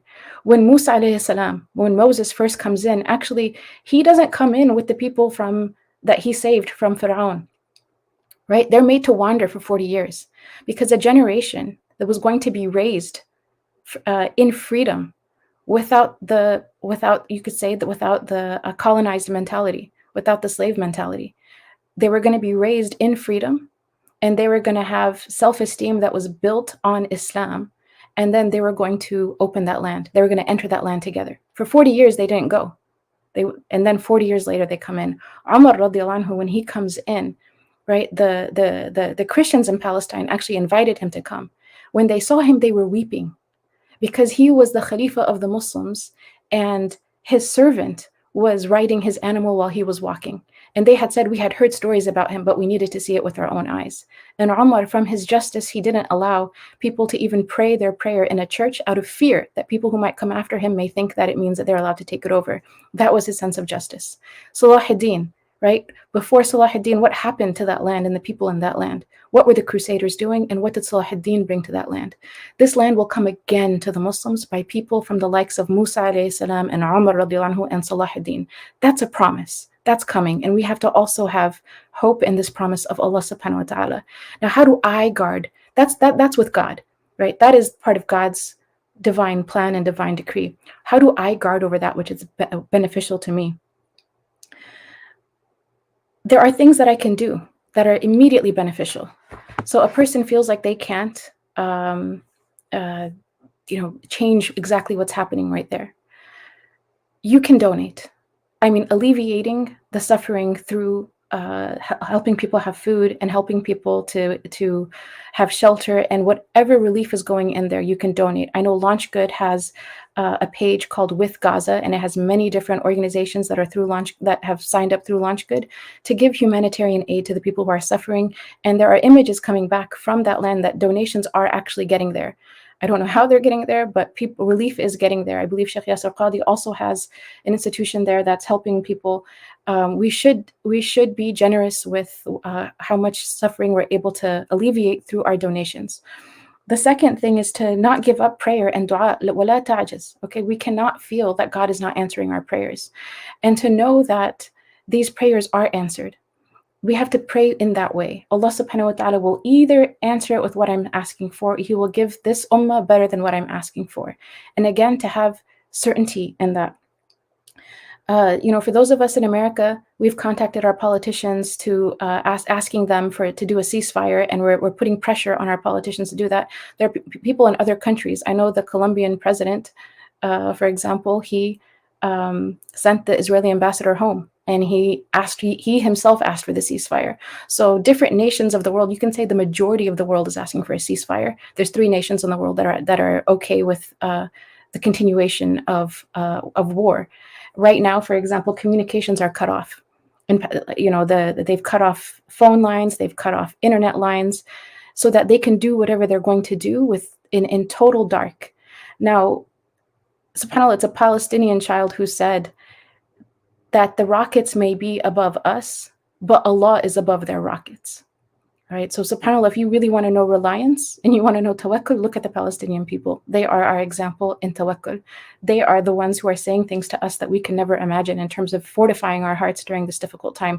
We should be trying to say words of comfort to them, but Allah has given them something of strength in their hearts that we are witnessing as a sign, truly as a sign and as a miracle. They're the ones comforting the ummah around the world, saying things like, we accept God's decree. Alhamdulillah, for whatever Allah has decreed. We accept that, our destiny is that we are meant to be martyrs. They're saying these words, and we can't fathom it. I heard, I think one of Shaykh Yasser Fahmi's khutbahs recently, where his mother's niece tells him while she's talking to her on the phone, she's telling her, you know what, it looks like we might die today. Casually. And then she says, but by the way, how are you doing? How are the kids? How are the family? And this check-in that she did is so significant to me because this woman who's facing what she's facing, she's not in despair. She hasn't given up on God. She's literally accepted the reality of what she's in, but because she knows that there's al-akhirah, she knows of the rewards of the martyrs. She knows that for eternity, she is going to be, inshallah, in a place of being honored by Allah subhanahu wa ta'ala, in proximity to Him. You know, she's able to face this unfathomable reality with calm, a calm that the rest of us can all learn from, a calm that allows us to guard over that which is beneficial. We can educate our families and our communities in terms of guarding over that which is beneficial. It's been 70 some years since this occupation has happened, and we have a spiritual heritage as Muslims, as an ummah, to this holy land. This history of this land is part of every single Muslim spiritual heritage. So we have to be ready to teach our children and our grandchildren this story, because the opening is going to come from God. But we have to, this is a marathon in the sense that we don't know when, and we should be prepared to always, be of people who are going to be guarding over that which is beneficial. Our children should be raised knowing this history. Our grandchildren should be raised knowing this history and knowing how to be of benefit to the people there. Now, when it comes to survivor's guilt alone does not produce beneficial action. Okay, that's a really important thing. If you are, Allah never told us, ever, the Prophet ﷺ, he never told us when it comes to our food or our house or our family or our safety to feel guilty. He never said, feel guilty because you have blessings. They did tell us, Allah subhanahu wa ta'ala told us, the Prophet Muhammad ﷺ tells us that we are going to be held accountable for our blessings. Okay, so accountability and guilt are not one and the same. And we should not confuse them, because if you land in a state of guilt and despair just because you're alive and not unwell, this will block you from actually guarding over that which is beneficial. And it will, this is one of Shaitan's traps, to make you incapacitated completely. And the hadith says, وَلَا تَعْجَزْ. We need to make sure that we're not incapacitated. So part of that is don't consume all the images. If you're noticing that you're watching all these images, and survivor's guilt is one of the reasons why people do this, is because they feel, if I can't change the situation with my hands and my speech and my heart, I still can't change it, then at least let me witness all of the bloodshed and to bear witness to what's happening to them. But they're consuming all of these images, and then at the end of the day, they feel terrible and they can't do anything. They can barely pray. So if that's what the images are doing, then we should not be looking at them, because part of that too is just understanding that we live in the 21st centuries, and these images, it's unnatural for us to be consuming the images of our brothers and sisters in this way. We've had atrocities in the past. In Islamic history, we've had atrocities with very graphic issues, afflicting the Muslim Ummah in terms of those atrocities. And because people were living in a different time, they would hear the news. The news would affect them. They would feel the pain, which is part of being healthy and having empathy, but they didn't see it and consume it themselves. When the Mongol invasion happened, for example, the numbers of people who died and the ways that they died, very graphic. I'm not going to repeat it now, but people didn't have images. If they're living in a different place, they didn't see all of this happen in real time all the time. So just knowing that, having access to the images doesn't mean we have to see them. Okay, if you see the image and it invokes in you compassion and good works, and your faith is strong and your reliance on Allah is strong, then maybe it doesn't affect you in the same way. But I want to say that we have to be very careful. 5 hours on Instagram is not guarding over that which is beneficial. Okay, so that's why I said that to guard over, you have to actually think about what is beneficial, right? What is actually beneficial, and do that. I know a lot of the scholars, they're gathering together with students to do dua al-nasri, to do these duas that were done during times of oppression collectively and together. People are increasing their worship in the night. People are increasing their fasting. People are looking, rather than survivor's guilt being a reason to become incapacitated, they're allowing maybe the pain that they have from what's happening to their brothers and sisters to be introspective and to realize every blessing they have, one, to be grateful for it, and two, how can I use my blessings in a way that God is pleased with?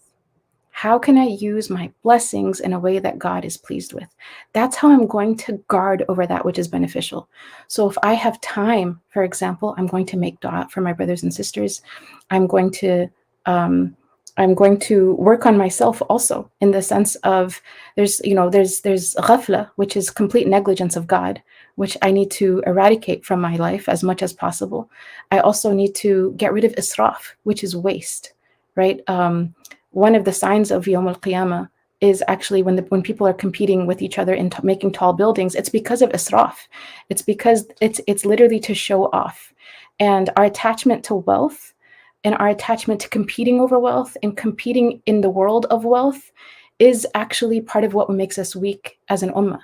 So I'm going to look inwardly and say, how can I eradicate from my own heart this attachment to my blessings that I would use in a way that's not pleasing to God?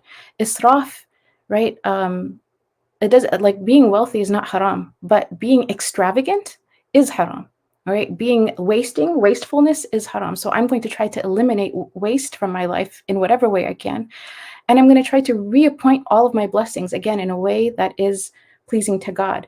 When we talk about like a global tawbah, we're talking about everyone turning to God again and being sincere to him and being about him, right? Like, we're not about this life in the first place. We're about him. We're about the eternal life with him. And so rectifying ourselves, Allah does not change the condition of a people until they change that which is within themselves. That's really part of what's guarding what's beneficial.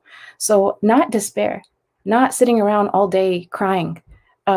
We can cry and we can weep. I would say give yourself 5 minutes a day if because we're human and feeling is part of being human, but it should not be the whole day. After that, it's about intentionally choosing what's beneficial, relying upon Allah subhanahu wa ta'ala, and seeking to guard over that which is beneficial, inshallah. Don't give up on your community. I think I just want to end on this point. Don't despair in Allah. He is the most wise. Don't despair in yourself. You can guard over that which is beneficial, and don't despair in your community either. Don't look at other people saying it's your fault and your fault and your fault. It's not for us to ascribe blame to people because they're quote unquote not active enough or not doing this or that enough. The Prophet Muhammad, he said, "Man ahlaka al-qawm fahuwa ahlakuhum." Whoever says a people are destroyed, they're the most destroyed of them. So we don't despair in each other. We have hope in one another. We encourage each other. We help each other up. Everyone's in a lot of pain right now. And right now, for example, the test of the Palestinians and what they're going through, subhanAllah, there are miracles they're witnessing. That their death, for example, is no more than the sting of an insect bite. That's one of the blessings of the martyrs. That they're, the what we see on the outside is bloodshed. What they experience, I don't know how many of you have ever been bit by a mosquito or an insect, but sometimes you don't even know it's happened. That's how light an insect bite is, or a pinch is. That's the way they pass from this world. They have no hisab on Yawm al-Qiyamah. Everyone else is waiting in lines for their good deeds and bad deeds to be weighed. The shuhada have no hisab on Yawm al-Qiyamah. They have bliss in the grave. They take 70 relatives with them. They can intercede for 70 people in paradise. They have the highest reaches of paradise. In Jannah, Allah will ask all of the people of paradise, do you want anything else? And everyone will say no. Everyone will say no except for the shuhada. The martyrs will actually say, no, send us again to this world so that we can die for your sake. So there's a secret in martyrdom that we are veiled from. But in that martyrdom is something so sweet that even after people have experienced paradise and God himself, they'll say, send us again to this earth so we can die for your sake. We have to put our faith in the trust and trust in the promises of God and continue to guard over what's beneficial. Whatever I said that's correct is from Allah subhanahu wa ta'ala. Whatever I said that's wrong and mistaken is from myself and shaitan. Barakallahu fikum.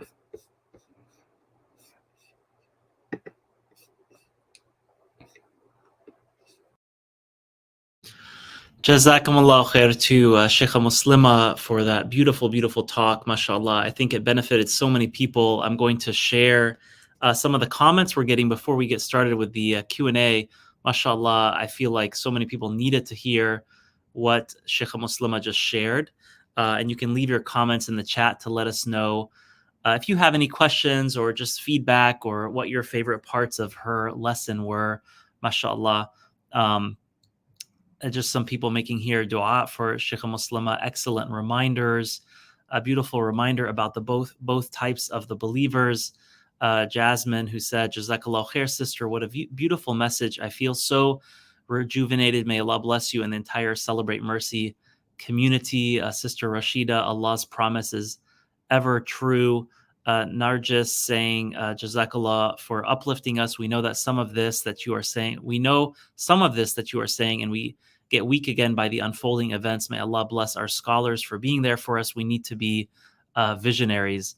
Mashallah, Florence, who said, Mashallah, this is exactly what I've been feeling. Guilt. You touched some very sensitive and important parts. Jazakallah khair for your amazing and beautiful and heartfelt words, advice, and prayers.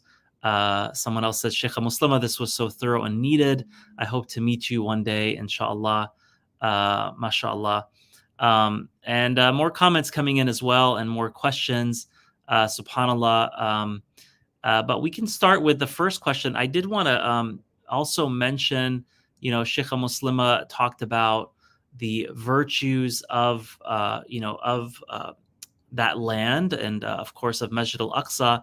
And I wanted to just mention to you all that there is a beautiful translation actually by Sheikh Jamal Diwan, who is the husband of Shaykha Muslema, on a beautiful piece that discusses the virtues of Masjid al-Aqsa and the sacred compound and what surrounds it.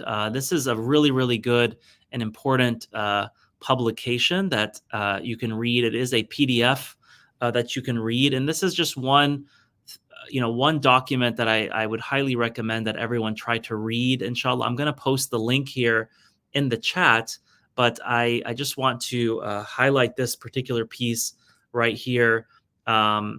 This is a link, download it here. Okay. So it's a Dropbox link where you can get that PDF, inshallah. And I highly, highly recommend this publication by Sheikh Jamal, inshallah. But let's go ahead and bring Shaykha Muslema back to the stage for, let me decline that call. I have to call that person back. Let me go ahead and bring Shaykha Muslema to the stage here for our questions. And if you have questions, please go ahead and send them in the chat, inshallah. Assalamu alaikum, Shaykha Muslema. Thank you for a beautiful talk. And I love the recommendation on learning more about, our Creator by studying Aqidah. So we have a couple of questions. One is like, what are practical ways that we as Muslims can just learn what we are required to know, knowledge that is required upon every Muslim, like the fundamental, basic, minimal requirements regarding theology, regarding what we believe about our Creator, because that really strengthens us all. If we know who Allah is, as we are supposed to know Him, it strengthens our dua, it strengthens our iman, it strengthens, our day-to-day lives. So what are ways that we can practically learn what is required for us to know about Allah? And a second question would be, how can we also impart that knowledge to our children? Assalamu alaikum. Bismillah ar-Rahman ar-Rahim. Alhamdulillah Rabbil Alameen wa sallallahu ala Sayyidina Muhammad wa ala alihi wa sahbihi wa sallam. So this question about how do we learn our Fard Ain in a very practical way is one that, and I'm going to ask the forgiveness of Celebrate Mercy. I actually don't intend to answer this question as a plug, but really as what we contemplated ourselves at the Majlis, is that we found that a lot of our community's education in America has been with lots of gaps in their learning, and it hasn't been structured, and it doesn't teach them the Fard Ain in a layered way, and Aqidah and even Tazkiyatun Nafs or Ihsan in a way where they build what's mandatory first and what's essential first, and then on top of that, and then on top of that. And so many people, their learning has been, whether it's in Sunday school programs or Friday night programs or whatever programs your community is offering, it's been kind of hodgepodge, what will get a crowd, what will bring everybody. Even if there's courses, they're not often taught in a way where it will develop people in that way specifically. In our time, I want to say, alhamdulillah, more efforts exist now in our time to do that. But especially when I was growing up, that was not the case. And so in the world that we're living in now, because we're getting a lot of people who are saying they want to do this, but for example, they don't know Arabic, or they want to do this, but they can't attend a live. They have such busy lives that they can't attend anything, that they have to plug into live in order to do it. So at the Majlis, we actually developed a program that we just launched this year called the Anas ibn Malik Community Servants Program.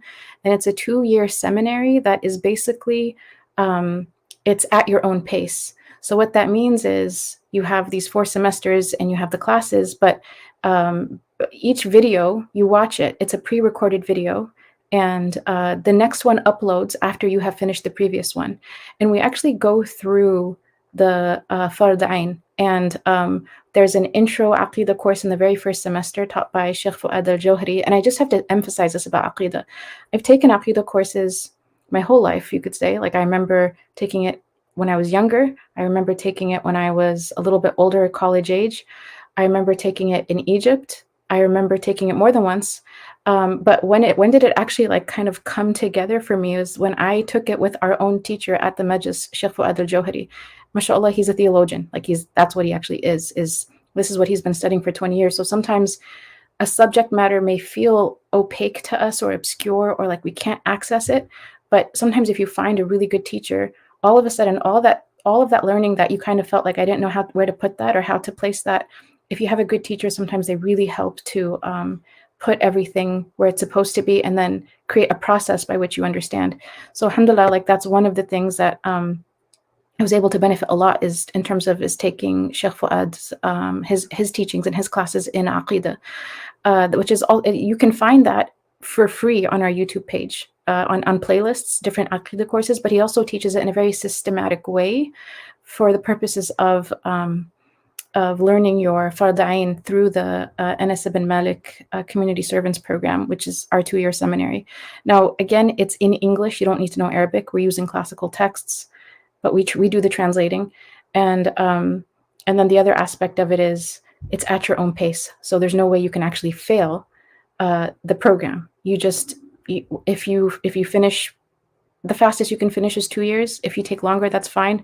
But the point is, you're in this process that if you go through everything, inshallah, by the end of that 2 years, you'll have from the English language, inshallah. That's what our hope is to answer this question that has come to us a lot, which is, I want to study my Fard Ain in a systematic way. I live a very busy lifestyle. I can't be part of something that has a lot of homework, but I still want to learn this. How do I do it? That's why we developed this program for very busy people who only speak English. I think there's also another one that's in Arabic that is also, it's called Dar al-Rayan, led by Sheikh Walid Musad. And that one is in the Arabic language. The texts are in Arabic, the classes are in English, but you should know the Arabic language in order to be part of it. And then there's live class times that you have to make yourself available for, and assignments. It's a more rigorous program, mashallah, tabarakallah. But if someone wants something that's more rigorous, then that would be the one I would recommend for them. Jazakumullah khair. And we did send a link. So this seminary, someone can attend it online. Is that correct? Yeah, and at your own pace, meaning like it's not live classes. We do have a WhatsApp group for questions. We have interacting with the teacher. We have seminars once in a while, like live ones where students can interact with us, as well as free office hours. But the program itself is at your own pace. Okay, great, mashallah. So we shared that link in the chat for those who'd like to learn more. And inshallah, many of us grew up not knowing that. We only learned that, things like the prayer and fasting and, Hajj and, zakat are what's obligatory, but there is a certain amount of learning that is also an obligation. Like an obligation meaning like, we are required to know this and we will be held accountable for not knowing it. So there's some base amount of knowledge that every Muslim is required to have, and part of that is knowing the attributes of Allah, who is Allah, who is our creator that we worship. And so that this is one great way to learn that, inshallah, through the majlis. seminary, and we've shared that link in the chat. Mashallah. So another question that came in through YouTube here in the comments was a question that came in early on. Maybe it was even during the Surat al-Kahf portion. Despite us knowing that this is part of our fate, should we keep trying to talk to people and make them aware? So maybe a broader way to ask this question is, there is a danger sometimes of, just seeing what's happening, the destruction, the killing, genocide, all these things, and just saying, well, this is what Allah, decreed. And maybe that would lead us to doing less, in terms of like maybe lobbying elected officials or helping in any way we can. So how do we combat that, where it may turn into inaction just because we know that, Allah decreed it? Barakallahu feekum. I think this is a really good question. Part of this is answered, I want to say, if you look at the sort of the summary of the ahadith that deal with how do we still strive while we accept the divine decree at the same time, in terms of guarding over that which is beneficial. And then also when one companion asks the Prophet Muhammad ﷺ, and then where the companion literally says, do we give up action? And the Prophet Muhammad ﷺ says, no, act. He actually says act. That's the first thing he says, act. And he says, kullun muyassarun lima khuliqa lah. Everyone is eased towards that which they were created for. And then in the final one, to try to, hit the target if you can't get as close to it as possible. And the final one, if you have a seed, to plant it. Now, all of these things are asking us to do something, to guard over that which is beneficial. The specific act of trying to talk to people and make them aware. I want to say that what is beneficial is a very broad area. Okay. And this idea that each of us has a different role or has a different way to do this. So for example, if I say yes to doing certain things, it will actually block me off. Anytime I say yes to doing one thing, I'm actually saying no to a lot of other things, right? So for me to choose what's really going to be the most beneficial, part of that is istikhara. Part of that is asking Allah subhanahu wa ta'ala, like, what can I do that's beneficial for this cause? Use me in that way. Whatever is truly beneficial, it's beneficial in dunya and akhirah. And this is part of what it means, like wasta'in billah, like rely on God.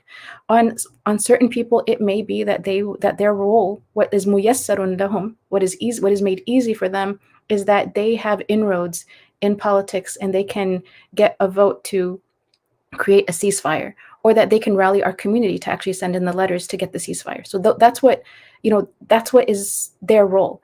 Your role may be your neighbors in your workplace. It's going to be muyassar for you. Okay, so just understand that muyassar doesn't necessarily mean it's easier, it doesn't have challenges, but it means that Allah will make that accessible for you. What's beneficial for you, the beneficial action, but if we're relying on Him. And this is why it's really important not to judge how each one of us responds, because different people are going to do what is beneficial in different ways. There are some people in our community who are going to donate lots of money. They're going to donate millions and millions of dollars. And because of their life, they don't have capacity for anything other than that. But they will alleviate so much pain and so much poverty and so much suffering, because that's the way they're guarding over that which is beneficial.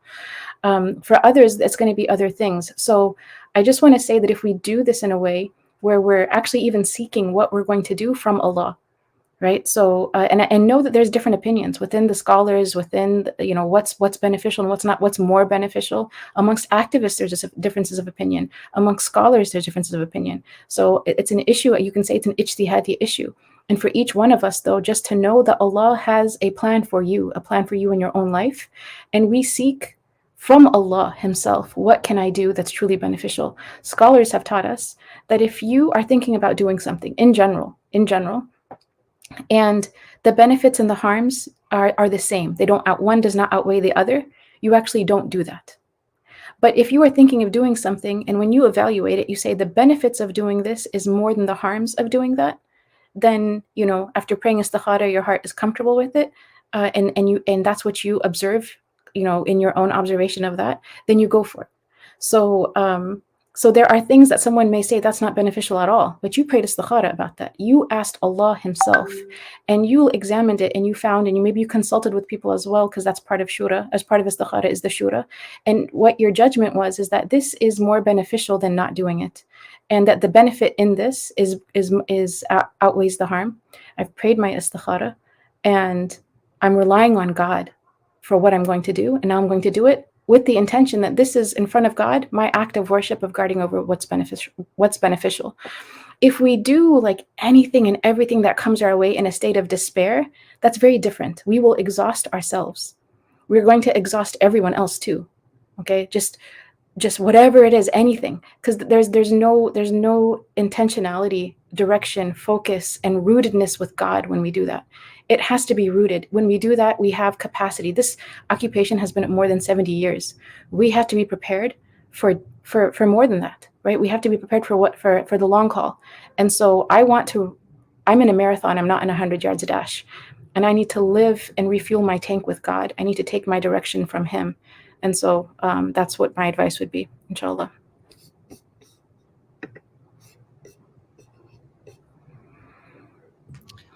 Jazakumullah khair, Shaykha Muslema, for that beautiful response. Again, it's been really an honor to have you with us, and inshallah we will bring Shaykha Muslema back on the stage for a closing dua. Inshallah, we would love to have her make dua as a way to close, especially for our brothers and sisters in Palestine. And Shaykha Muslema reminded us of the blessings of those who are martyred, who are martyred for the sake of Allah, martyred in the path of Allah. And it just reminded me that we did post on Celebrate Mercy's Instagram, and I think some other platforms as well.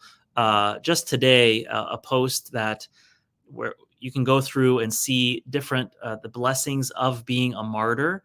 What martyrdom means, and a beautiful hadith about martyrdom, and the different ways that someone can be a martyr, and what that means exactly. So I would highly recommend you could check this post out. Literally a couple of hours ago, this was shared on our Instagram, and it's very inspirational, and just a reminder of the blessings of those who are being killed right now, sometimes as buildings are collapsing on them, and what it means to be a martyr, and those blessings. So it's a good reminder.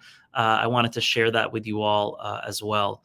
And inshallah, just want to remind you all before we go to the closing dua, I mentioned earlier that we have our Umrah trip in January with these two great teachers, Dr. Rania Awad, Sheikh Hasib Noor, and we have another trip which includes Jerusalem happening in February. So you can go to our trip site to learn more about that, and make sure you have given this video a like and subscribe to our channel as well, inshallah, so you don't miss. We'll be bringing you more Friday Gems programs, and also we're working on other programs in the coming weeks, especially on the topic of Palestine, and providing spiritual support and comfort on specifically on this topic during this difficult time, but other programs as well that we will be announcing very soon in the coming months through Celebrate Mercy, inshallah. So let's go ahead and bring Shaykha Muslema back to the stage for a closing dua, inshallah. And we're really grateful to all of you for your beautiful comments, and there's a lot of thank you messages coming in, mashallah, for Shaykha Muslema. So let's go ahead and close with the dua. Just real quickly, I just wanted to address one issue, which is when we talk about martyrdom and the merits of martyrdom and believing in God's promise, this is not something that we do just because we need immediate relief for ourselves. That was one of the questions, and an escape from responsibility. The entire message is about guarding over that which is beneficial. So this is not an escape from responsibility. This is actually, I have to believe in God's promise. And I should not feel guilty. This is another part of survivor's guilt. I should not feel guilty about God promising the martyrs beautiful blessings and paradise, and the fact that my heart finds relief in that. You can't feel guilty about God's promise of paradise for the martyrs. Be careful about the door of waswasa, of shaitan. If he doesn't let you have relief in God's promise and tells you instead that your relief is an act of betrayal to the Palestinians, he's cutting off your doors from finding your refuge in God. And he's also cutting you off from actually guarding over that which is beneficial. Because if he cuts you off from God, there's no way what you do is going to be beneficial. So beware of the waswasa of basically making it seem like putting your faith in God is an act of betrayal to the Palestinians. That's literally just, I just want to say that is a lie of shaitan. Beware of the waswasa. If the thought in your mind causes despair, causes you to be destructive, causes you to be distracted from your priorities in terms of what you should be doing and what you should not be doing, causes you to have doubts about God, doubts about yourself, doubts about your religion, causes you to follow your desires, the waswasa is from shaitan. Process our thoughts. Where are they coming from? What is it leading to? What is the end of this line of argument? So I can give up? So I can feel so guilty and have despair? No. If that's the line of argument, it's from shaitan. If I believe in God's promise and it gives me relief in my heart because I know that He's decreed what He has decreed, then I can guard over that which is beneficial and I can actually do more, because I cannot do anything if I'm incapacitated. I cannot do anything. I can do very little in a state of despair for myself or for anyone else. Beware of the door of shaitan. Beware of the door of shaitan. Okay. And forgive me for just starting with that, because these are the wasawis that are going to come at our community, and we have to know that I need to protect my faith. I need to protect wasta'in billah. I need to protect wala ta'jaz. I need to protect wahris ala ma yanfa'uk. Guard over that which is beneficial. May Allah subhanahu wa ta'ala help us to guard over that which is beneficial and to help our Palestinian brothers and sisters in whichever way is most pleasing and most beloved to Allah subhanahu wa ta'ala. May Allah subhanahu wa ta'ala enable us to rely upon Him as we guard over that which is beneficial. May He help us to not become helpless or hopeless as we rely upon Him in guarding over that which is beneficial. We ask Allah to grant the Palestinian people victory over their oppressors. We ask Allah to grant the Palestinians victory over their oppressors. We ask Allah that to grant the Palestinians victory over their oppressors. We ask that you grant them nourishment and food and shelter, and that you grant them relief from this tribulation, that you end this genocide that is occurring to them, that you grant all of their dead as the rank of shuhada, of martyrs, that you strengthen the hearts of the entire community by the light of their martyrdom, that you make their faith strong as they go through what they go through, and that you ease all of the difficulties afflicting them. We ask you, Ya Allah, that you allow us to change our own condition so that you may change the condition of this ummah. We ask that you allow us to change our own condition so that you change the condition of this ummah. We ask that you grant us tawfiq and taysir and ikhlas and qabul in changing our own condition so that we would change the condition of our ummah. Ya Arhamar Rahimin. اللهم لك الحمد حتى ترضى ولك الحمد إذا رضيت ولك الحمد بعد رضاك لك الحمد كالذي نقول وخيرا مما نقول ولك الحمد كالذي تقول وخيرا ولك الحمد على كل حال. اللهم إنا نسألك الهدى والتقى والعفاف والغنى. اللهم استرنا بسترك الجميل. اللهم استرنا بسترك الجميل. اللهم إنا نسألك العفو والعافية والمعافاة الدائمة في الدين والدنيا والآخرة. ربنا آتنا في الدنيا حسنة وفي الآخرة حسنة وقنا عذاب النار. ربنا لا تزغ قلوبنا بعد إذ هديتنا وهب لنا من لدنك رحمة إنك أنت الوهاب. ربنا آتنا من لدنك رحمة وهيئ لنا من أمرنا رشدا. اللهم ربنا لا تفضحنا بين عبادك في الدنيا والآخرة. اللهم يا الله يا الله يا الله يا الله، بجاه أسماء الله وصفات الله وأنبياء الله ورسل الله والصالحين من عباد الله. اللهم اقضي حوائجنا ظاهرا وباطنا. نصر من الله وفتح قريب وبشر المؤمنين. اللهم أرنا الحق حقا وارزقنا اتباعه، وأرنا الباطل باطلا وارزقنا اجتنابه. اللهم ارزقنا حسن الخاتمة. اللهم ارزقنا حسن الخاتمة. اللهم أعنا على ذكرك وشكرك وحسن عبادتك. اللهم يا عالم السر منا لا تهتك الستر عنا، وعافنا واعف عنا وكن لنا حيث كنا. اللهم أيقظ قلوبنا لك ونبهنا من الغفلة عنك. اللهم أيقظ قلوبنا لك ونبهنا من الغفلة عنك. اللهم اجعل آخر كلامنا لا إله إلا الله محمد رسول الله صلى الله عليه وسلم. إن الله وملائكته يصلون على النبي يا أيها الذين آمنوا صلوا عليه وسلموا تسليما. اللهم صل وسلم وبارك على سيدنا محمد وعلى آله عدد كمال الله كما يليق بكماله.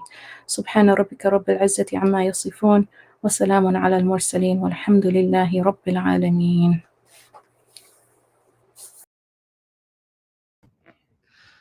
Ameen ya Rabbil Alameen. Jazakumullah khair, Shaykha Muslema Purmul.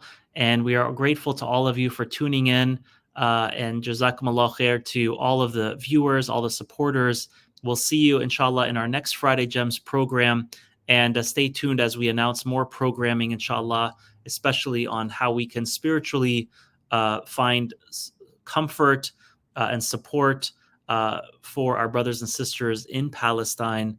Inshallah, and what we can also do to mobilize our community into action to help them in more than one way, inshallah. Jazakumullah khair, everyone. Take care. We look forward to seeing you in future programs. Inshallah, make sure you're subscribed on YouTube so you can stay connected with those videos and live streams, inshallah. Assalamu alaikum wa rahmatullahi wa barakatuh.